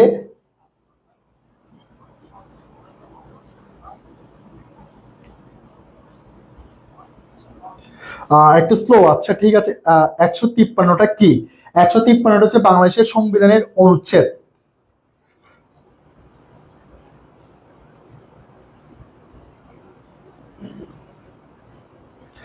মৌলিক অধিকার 27 থেকে 47 খ পর্যন্ত বলা হয়েছে। আহ, মানে একজন মানুষ যে কি কি অধিকার পেতে পারে, যেমন খাদ্য, বস্ত্র, বাসস্থান, শিক্ষা, চিকিৎসা, নিরাপত্তা, এইগুলো নিয়ে বলা আছে। আপনার যেখানে প্রশ্ন করছেন, আসলে আমি সময় স্বল্পতার কারণে আমি প্রশ্নগুলো আনসার দিতে পারি নাই, আর ক্লাস শেষে আমি আনসার দেওয়ার চেষ্টা করব। আচ্ছা দেখেন, এর পরের স্লাইডটা হচ্ছে যে, দেখেন এরপর স্লাইড হচ্ছে ফৌজদারি আইন। দেখেন ফৌজদারি আইন জিনিসটা কি, খুবই গুরুত্বপূর্ণ। দেখেন ফৌজদারি আইন জিনিসটা কি, দেখেন একটু করে ভালো করে মনোযোগ দেন। ফৌজদারি আইন হচ্ছে আইনের অপরাধের, ফৌজদারি আইন হচ্ছে অপরাধের সংজ্ঞা হচ্ছে অপরাধমূলক আচরণের জন্য শাস্তি বা অপরাধীদের বিচার প্রক্রিয়া নিয়ে আলোচনা করে। অর্থাৎ কোন একটা যদি কেউ যদি কোনো একটা অপরাধ করে, যেমন এখানে দেখেন একজনকে একজন কি করতেছে, মারতেছে। যদি কারো বান্ধবীকে নিয়ে এইভাবে চিন্তা ভাবনা আছে, তাহলে অবশ্যই যে বান্ধবী এই বা অন্য বান্ধবীকে করবেন, তাহলে সে হচ্ছে অবশ্যই ফৌজদারি আইনের মাধ্যমে প্রতিকার পেতে পারবেন। আবার বলছি, কেউ যদি এরকম অপরাধ করেন, সে অপরাধ দেখেন এখানে একজনের চোল একজন টানতেছে, তাহলে দেখেন কেউ যদি এইভাবে কর্মকাণ্ড করে, কারো যদি ক্ষতি সাধন করার চেষ্টা করেন বা কারো উপর যদি আঘাত করেন, সে আঘাত করার জন্য কোনো কেউ যদি প্রতিকার পেতে চায়, তাহলে অবশ্যই সে ফৌজদারি দণ্ডবিধি আইন অনুসারে কি পাবে, প্রতিকার পাবে। অর্থাৎ কাউকে আঘাত করলে বা কারো ক্ষতি করলে, যেমন এখানে কাউকে আঘাত করছেন, অর্থাৎ একজন চুল, ওর বিরুদ্ধে অপরাধের জন্য প্রতিকার পেতে পারবে, ও অপরাধের জন্য কি পাবে, প্রতিকার পেতে পারবে। অর্থাৎ কেউ যদি কারো যদি আঘাত করে বা কারো ক্ষতি সাধন করার চেষ্টা করে বা কারো যদি কোনো ক্ষতি করার ফলে সে যদি ইনজুরি হয় বা কোনো একটা তার শরীরে কোনো একটা জিনিস ক্ষতি হয়, তখন সে যে প্রতিকার পেতে পারবে, সে প্রতিকার পাওয়াটাই হচ্ছে কি, ফৌজদারি আইন। এরপর হচ্ছে যে, দেখেন ফৌজদারি আইন নিয়ে কারো কোনো কোয়েশ্চেন আছে কিনা বলেন, আমি তারপর স্লাইডে চলে যাবো। আর একটু বুঝে দেন কোন জিনিসটা, আর একটু বুঝে দেন, একটু বলবেন।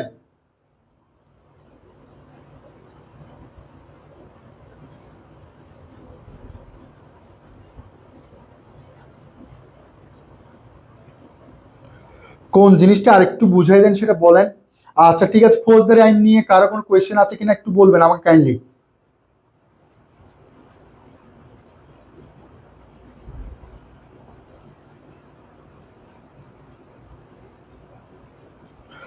আচ্ছা ঠিক আছে, আমি পরের স্লাইড চলে যাচ্ছি। দেখেন পরের স্লাইডটা হচ্ছে চুক্তি আইন। চুক্তি আইন দেখেন এখানে অর্থাৎ এই আইন হচ্ছে চুক্তি তৈরি করা, চুক্তি তৈরি করার পর সেই চুক্তি ভঙ্গ করলে বা চুক্তির সঙ্গে বিরোধ নিষ্পত্তি করার জন্য নিয়ম যে শাখা, অর্থাৎ কেউ যদি ধরেন এটা হচ্ছে আপনাদের কি বলে, এটা হচ্ছে আপনাদের হৃদয় স্যার, এটা হচ্ছে সঞ্জয় স্যার, ঠিক আছে। দেখেন এটা হচ্ছে আপনাদের হৃদয় স্যার, আর এটা হচ্ছে আপনাদের সঞ্জয় স্যার, ঠিক আছে। এখন দেখেন হৃদয় স্যারের সাথে সঞ্জয় স্যার চুক্তি হয়েছে। এখন চুক্তি হওয়ার পর সে চুক্তি যখন সঞ্জয় স্যার ভঙ্গ করলো, এখন হৃদয় স্যার কি করবে, যে আইনের মাধ্যমে প্রতিকার পাওয়ার জন্য কি করবে, মামলা করবে বা প্রতিকার চাইবে। সে আইনকে বলা হয় চুক্তি আইন। অর্থাৎ কেউ যদি চুক্তি করার পর সে যদি চুক্তিটা ভঙ্গ করে, সে ভঙ্গ করার জন্য সে যদি প্রতিকার চায়, সে প্রতিকার চাওয়াটাই হচ্ছে কোন আইনের অংশ, চুক্তি আইনের অংশ। আর যদি তারা যদি উভয়ে যে চুক্তিটা সম্পাদন করছে, সেই চুক্তিটা সম্পাদন করতে হবে কোন আইনের মাধ্যমে, চুক্তি আইনের মাধ্যমে। অর্থাৎ উভয়ের মধ্যে যে কন্ট্রাক্ট সাইন হবে, সেই কন্ট্রাক্ট সাইন হওয়াটাই হচ্ছে চুক্তি আইনের অংশ। আর যদি কেউ একজন যদি, অর্থাৎ হৃদয় স্যার বা সঞ্জয় স্যারের মধ্যে যে, আমি কেন বলবো সঞ্জয় স্যার আইনটা ভঙ্গ করছে, আইনটা ভঙ্গ করার পর হৃদয় স্যার যে প্রতিকারটা পাবে সেটা হচ্ছে কিসের মাধ্যমে, চুক্তি আইনের মাধ্যমে। আর যদি কি বলে যে সঞ্জয় যদি হৃদয় স্যার সেটা ভঙ্গ করে, সঞ্জয় স্যার যদি সেটা কি পায়, প্রতিকার পেতে চায়, তাও কি আইনের মাধ্যমে পাবে, চুক্তি আইনের মাধ্যমে পাবে। এটাই হচ্ছে যে এই আইনের আলোচনা। অর্থাৎ কেউ যদি চুক্তি করতে চায়, অর্থাৎ একে অপরের সাথে কোনো একটা বাইন্ডিং এ আবদ্ধ হতে চায়, তাহলে অবশ্যই চুক্তি আইনের মাধ্যমে যেতে হবে। যদি কেউ যদি এই বাইন্ডিংটা ভেঙে ফেলে, অবশ্যই যে শাস্তিটা পেতে পারবে, সে শাস্তিটা হবে এই চুক্তি আইনের মাধ্যমে। এরপর স্লাইডটা হচ্ছে যে আমাদের সম্পত্তি আইন। দেখেন সম্পত্তি আইন হচ্ছে যে জিনিস হচ্ছে সম্পত্তি আইন হচ্ছে জমি, বাড়িঘর, অন্যান্য সম্পত্তি মালিকানা হস্তান্তর, ভোগ দখল। অর্থাৎ আপনি যদি কোনো একটা সম্পদের আপনার পিতা থেকে আপনি যখন পেতে পারবেন, তখন আপনাকে সেটার হস্তান্তর করতে হবে। এরপর আপনি যদি জায়গাটা যদি ক্রয় করতে চান সম্পত্তি, তাহলে অবশ্যই আপনাকে দলিল করতে হবে। এই দলিল করা বা জায়গাটা আপনার পিতা থেকে আপনি নেয়া, হস্তান্তর করে, এই হস্তান্তর করা বা জায়গা কি বলে বিক্রি করে দলিল করা, এই বিক্রি করা, হস্তান্তর করা, অথবা আপনি যখন জায়গাটা মালিকানা দাবি করার জন্য আপনার যা যা করা প্রয়োজন, এই সকল কিছু করার জন্য অবশ্যই আপনাকে সম্পত্তি আইন অনুসরণ করতে হবে। অর্থাৎ আপনি আপনার সম্পদের মালিকানা নির্ধারণ, অথবা আপনি সম্পদটা আপনার একজন থেকে অন্যজন বা আপনার পিতা থেকে আপনি হস্তান্তর, অথবা আপনি যখন জায়গাটা কি করবেন, দলিল করবেন অর্থাৎ ট্রান্সফার করবেন, এই ট্রান্সফার করার জন্য যে আইনটা অনুসরণ করা হয় সেটাকে বলে কি, সম্পত্তি আইন, ইংলিশে বলা হয় প্রপার্টি ল। এইটা হচ্ছে যে এই স্লাইডের আলোচনা। এরপর হচ্ছে যে আমাদের পরের স্লাইডটা হচ্ছে যে দেখেন পরের স্লাইড হচ্ছে পারিবারিক আইন। পারিবারিক আইন জিনিসটা কি দেখেন, পারিবারিক আইন জিনিসটা কি দেখেন, দেখেন পারিবারিক আইন জিনিসটা কি, অর্থাৎ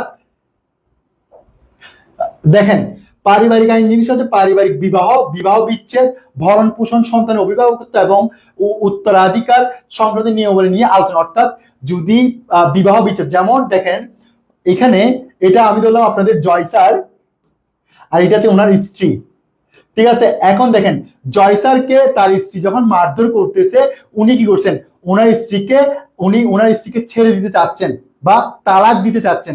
যখন উনি ওনার স্ত্রীকে ছেড়ে দিতে চাইবেন, তখন এই ছেড়ে দেওয়ার জন্য যে আইনটা অনুসরণ করা হবে, সে আইনটাকে বলা হয় পারিবারিক আইন। যদি জয় স্যার যদি ওনার স্ত্রীকে ধরে মানে কি আবার এরকম গলা চিপে ধরে, ওনার স্ত্রী যদি ওনার কাছ থেকে ছেড়ে দিতে চায়, এটাকে বলা হয় পারিবারিক আইন। এখন ওনাদের সাথে যে বিবাহটা হয়েছে, সে বিবাহটা হয়েছে কি আইনের মাধ্যমে, পারিবারিক আইনের মাধ্যমে। ভরণ পোষণ মানে হচ্ছে জয় স্যারের স্ত্রী। এখন জয় স্যারের স্ত্রীকে উনি যখন ভরণ পোষণ দিচ্ছে না, তখন উনি কি করছে, ওনাকে মারধর করছে। কেন মারধর করছে, ভরণ পোষণের জন্য। এই ভরণ পোষণ মারধর করার পর ওনার স্ত্রী করছে, ওনার জন্য আইনের প্রতিকার চাচ্ছে। সে আইনের প্রতিকারটাও পাবে হচ্ছে কি আইনের মাধ্যমে, পারিবারিক আইনের মাধ্যমে। এখন দেখেন, এখন বলছে যে জয় স্যার বলছে আমি আমার সন্তানের কি দিব না, আমি এই সন্তানের বাবা না। এখন উনি যখন এটা বলছে, ওনার স্ত্রী ওনাকে গলা চিপে ধরছে। এখন ওনার স্ত্রী বলছে তুমি এই সন্তানেরই বাবা। এখন ওনার স্ত্রী যখন এই সন্তানের বাবা অভিভাবক দাবি করার জন্য যখন ওই আইনের কাছে প্রতিবাদ চাইছে, সে আইনটা হচ্ছে কি আইনের অংশ, পারিবারিক আইনের অংশ। এরপর হচ্ছে যে উত্তরাধিকার। দেখেন ওনার স্ত্রী বলছে যে ওনাকে বলছে যে কি, আপনার সন্তানদেরকে আপনি সম্পদগুলি কি দেন, বন্টন করে দেন। উনি বলছে আমি আমার সন্তানকে আমি কি দিব না, সম্পদগুলো দিব না, আমি আমার সম্পদগুলো আমার যে প্রকৃত সন্তান আছে বা আমি যাকে ইচ্ছা তাকে দিব। তখন ওনার স্ত্রী কি করছে, ওনার গলা চিপে ধরছে বা ওনাকে চিপে ধরে বলছে তুমি তোমার সন্তানগুলোকে সম্পদগুলো দিয়ে দাও, উত্তরাধিকারী কি করে দাও, নির্ধারণ করে দাও। তখন উনি যখন উনি ওইটা করার পরে যখন উনি কি পায় নাই, প্রতিকার পায় নাই, তখন উত্তরাধিকারীর জন্য তখন উনি যখন প্রতিকার চাইবে সেটাও কি আইনের মাধ্যমে, পারিবারিক আইনের মাধ্যমে। কথা বুঝতে পারছি? এরপর হচ্ছে যে দেখেন এরপর স্লাইডটা হচ্ছে যে আমাদের টড আইন। অর্থাৎ টড আইন হচ্ছে যে ব্যক্তিগত ক্ষতিপূরণ দাবি সংক্রান্ত আইন, যেখানে কোনো চুক্তি ভঙ্গ করা বা হয় না। অর্থাৎ আপনি কোন এখানে চুক্তি ভঙ্গ হলে সেটা হচ্ছে কি চুক্তি আইনের মাধ্যমে। এখন আপনি যদি কারো কারো কারো কারোকে অবহেলা করেন, অর্থাৎ আপনি উনি হচ্ছে আপনার ড্রাইভার বা আপনি একজন অফিস কর্মকর্তা, আপনি উনাকে যেমন ইচ্ছা তেমন ভাবে কাটাচ্ছেন এবং ইভেন গায়ে হাত দিচ্ছেন, উনি কি করছে আপনার বিরুদ্ধে যদি এই হাত তোলা বা আঘাত করার জন্য এই আই সো ফর ইউ এই শব্দের অর্থ হচ্ছে যে আমি আপনার বিরুদ্ধে মামলা করব। এই শব্দের অর্থ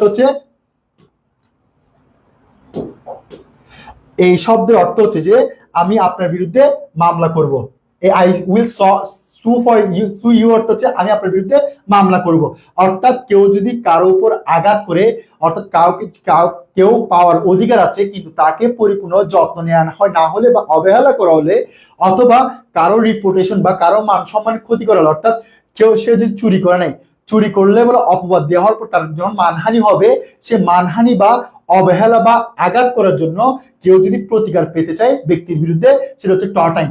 ফর এক্সাম্পল আমি বলি, এইখানে হচ্ছে যে সঞ্জয় স্যারকে বলছে যে সঞ্জয় স্যার কি করছে, জয় স্যার কি করছে, সঞ্জয় স্যারকে মাথার উপর বাড়ি দিচ্ছে। এখন সঞ্জয় স্যার বলছে যে কি ঠিক আছে আমি আজকে তোকে দেখে নিব বা আপনাকে দেখে নিব, অর্থাৎ আই উইল সু ফর ইউ, অর্থাৎ আমি আপনার বিরুদ্ধে মামলা করবো। অর্থাৎ উনি বলছে যে এটা আমার কি হয়েছে, আমার গায়ে আঘাত লাগছে, যেটা আচ্ছা আমার অনেক ক্ষতি হয়েছে, যার কারণে উনি যখন ক্ষতি হয়েছে, উনি যখন ওনার বিরুদ্ধে মামলা করবে, সে মামলাটা করবে হচ্ছে কোন আইনের মাধ্যমে, টর্ট আইনের মাধ্যমে।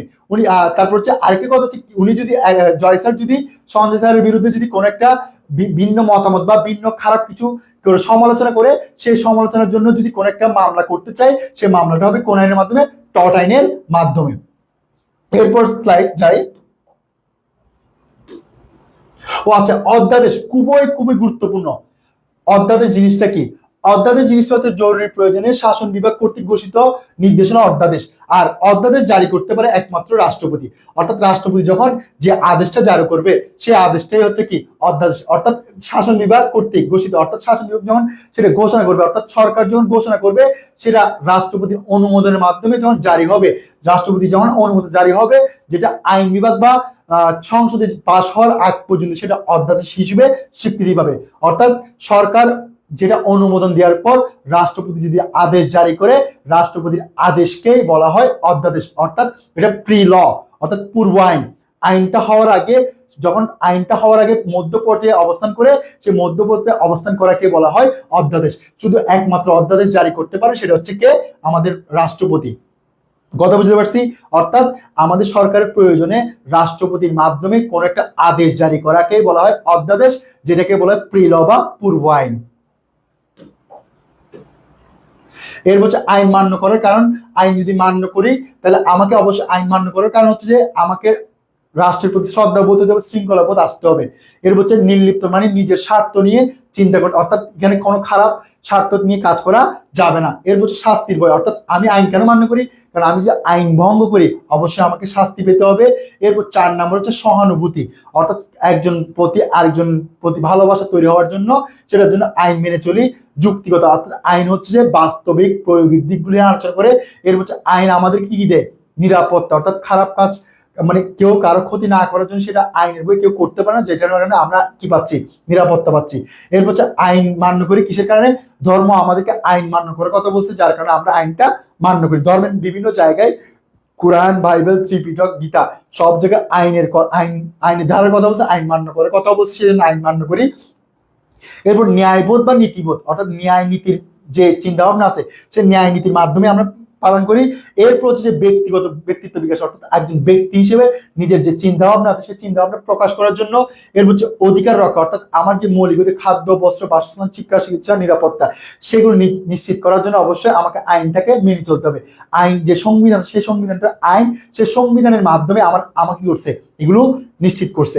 এরপর শৃঙ্খলা প্রতিষ্ঠা, অর্থাৎ আইন আমাকে খারাপ কাজ থেকে বিরত রাখে, ভালো কাজের প্রতি উৎসাহিত করে, অর্থাৎ আমাকে ভালো কাজের প্রতি যখন উৎসাহিত করে তাহলে আমাকে ভালো কাজে কি করে, নিয়ম নীতির মধ্যে রাখে। ভালো কাজ যখন নিয়ম নীতির মধ্যে রাখবে তাহলে আমাকে কি করছে, শৃঙ্খলার মধ্যে রেখেছে।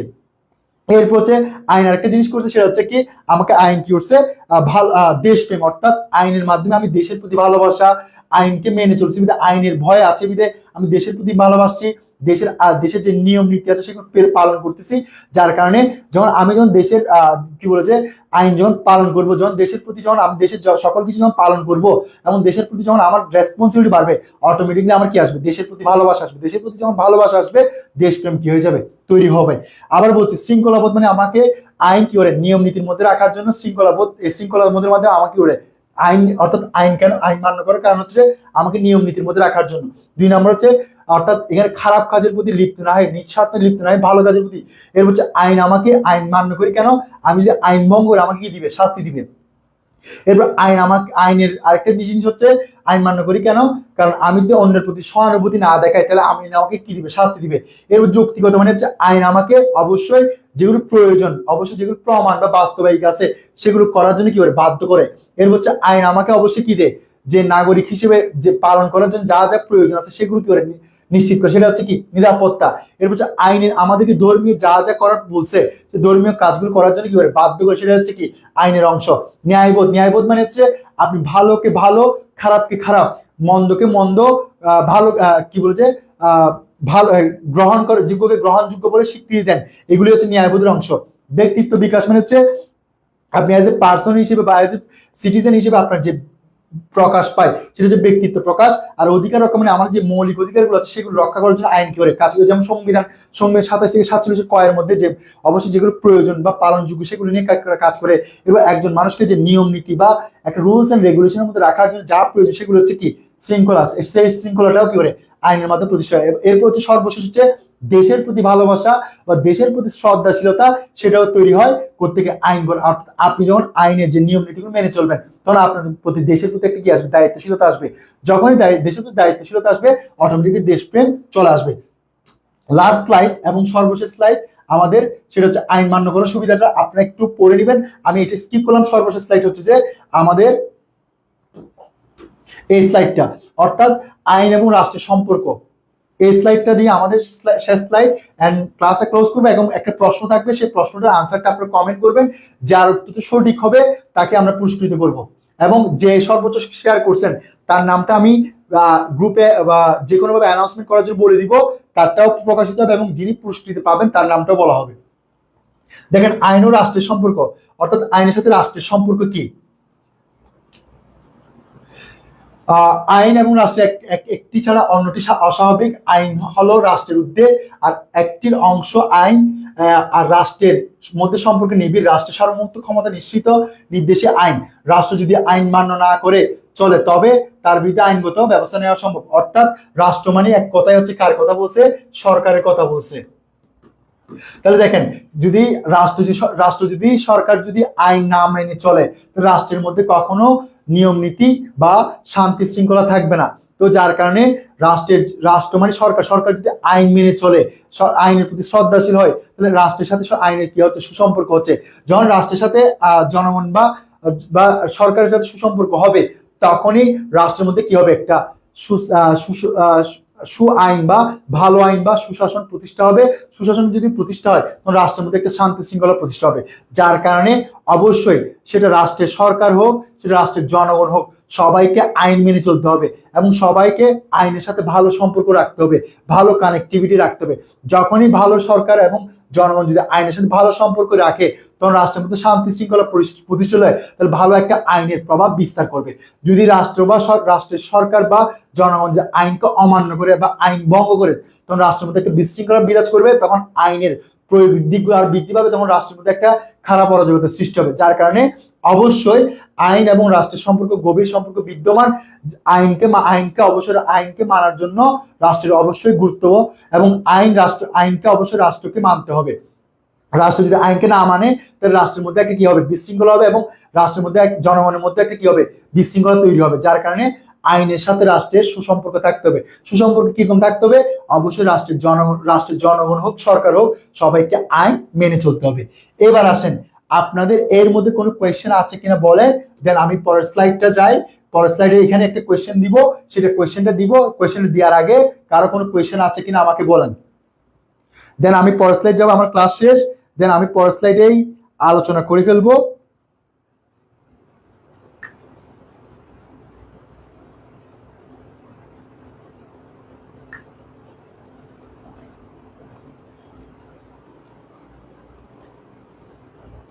আইন মান্য করার কারণ 2 নাম্বার,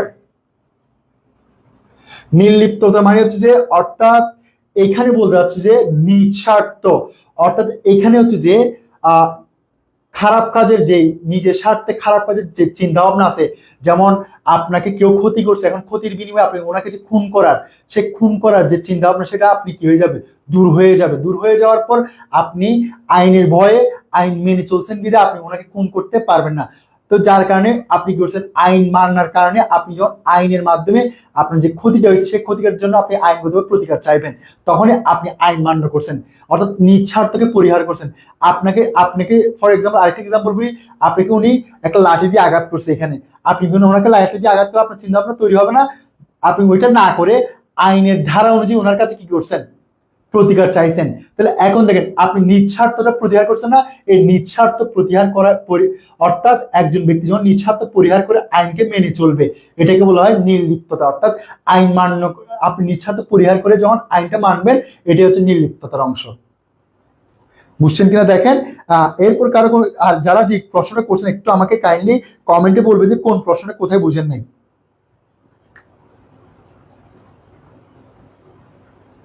আমাকে একটু কাইন্ডলি কমেন্ট করে বলে আমার ক্লাস শেষ, একটা প্রশ্ন দিব, প্রশ্নটা আনসার সবাই বলবেন, দেন আমি ক্লাস শেষ করে দিব।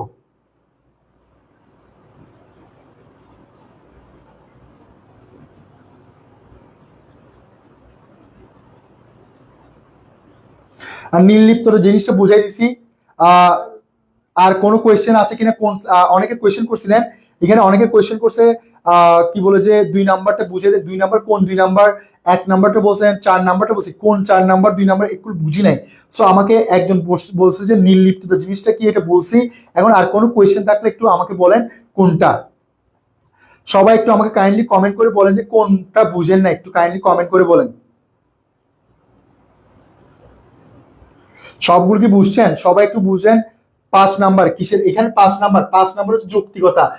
আপনাকে আইন বলছে যে যে জিনিসটা অবশ্যই বাস্তবায়নযোগ্য। আপনি যখন অপরাধ করছেন, সে অপরাধ করার পর কোথায় অপরাধ করছেন, কোথায় অপরাধটা সংঘটিত, কোন সময় হয়েছে, কিভাবে হয়েছে, সবগুলো যখন আপনি যখন কি করবেন, দেখাইতে পারবেন বা প্রমাণ করতে পারবেন।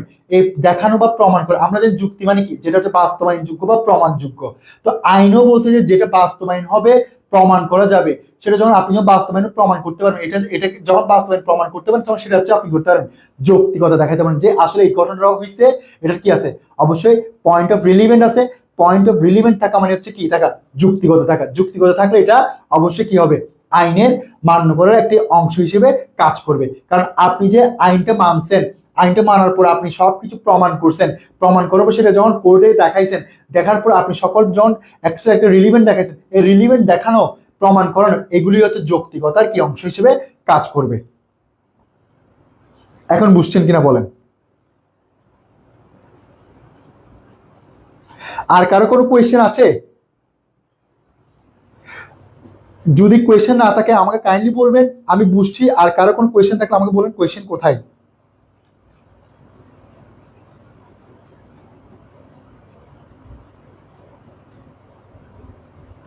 আর কোনো কোয়েশ্চেন থাকলে একটু আমাকে বলেন কাইন্ডলি, কোয়েশ্চেন কোথায় আছে, নাহলে আমি কোয়েশ্চেনটা আপনাদের জন্য যে প্রশ্নটা রাখছি সে প্রশ্নটা দিয়ে দিব। আমাকে একটু বলেন কোনো কোয়েশ্চেন আছে কিনা।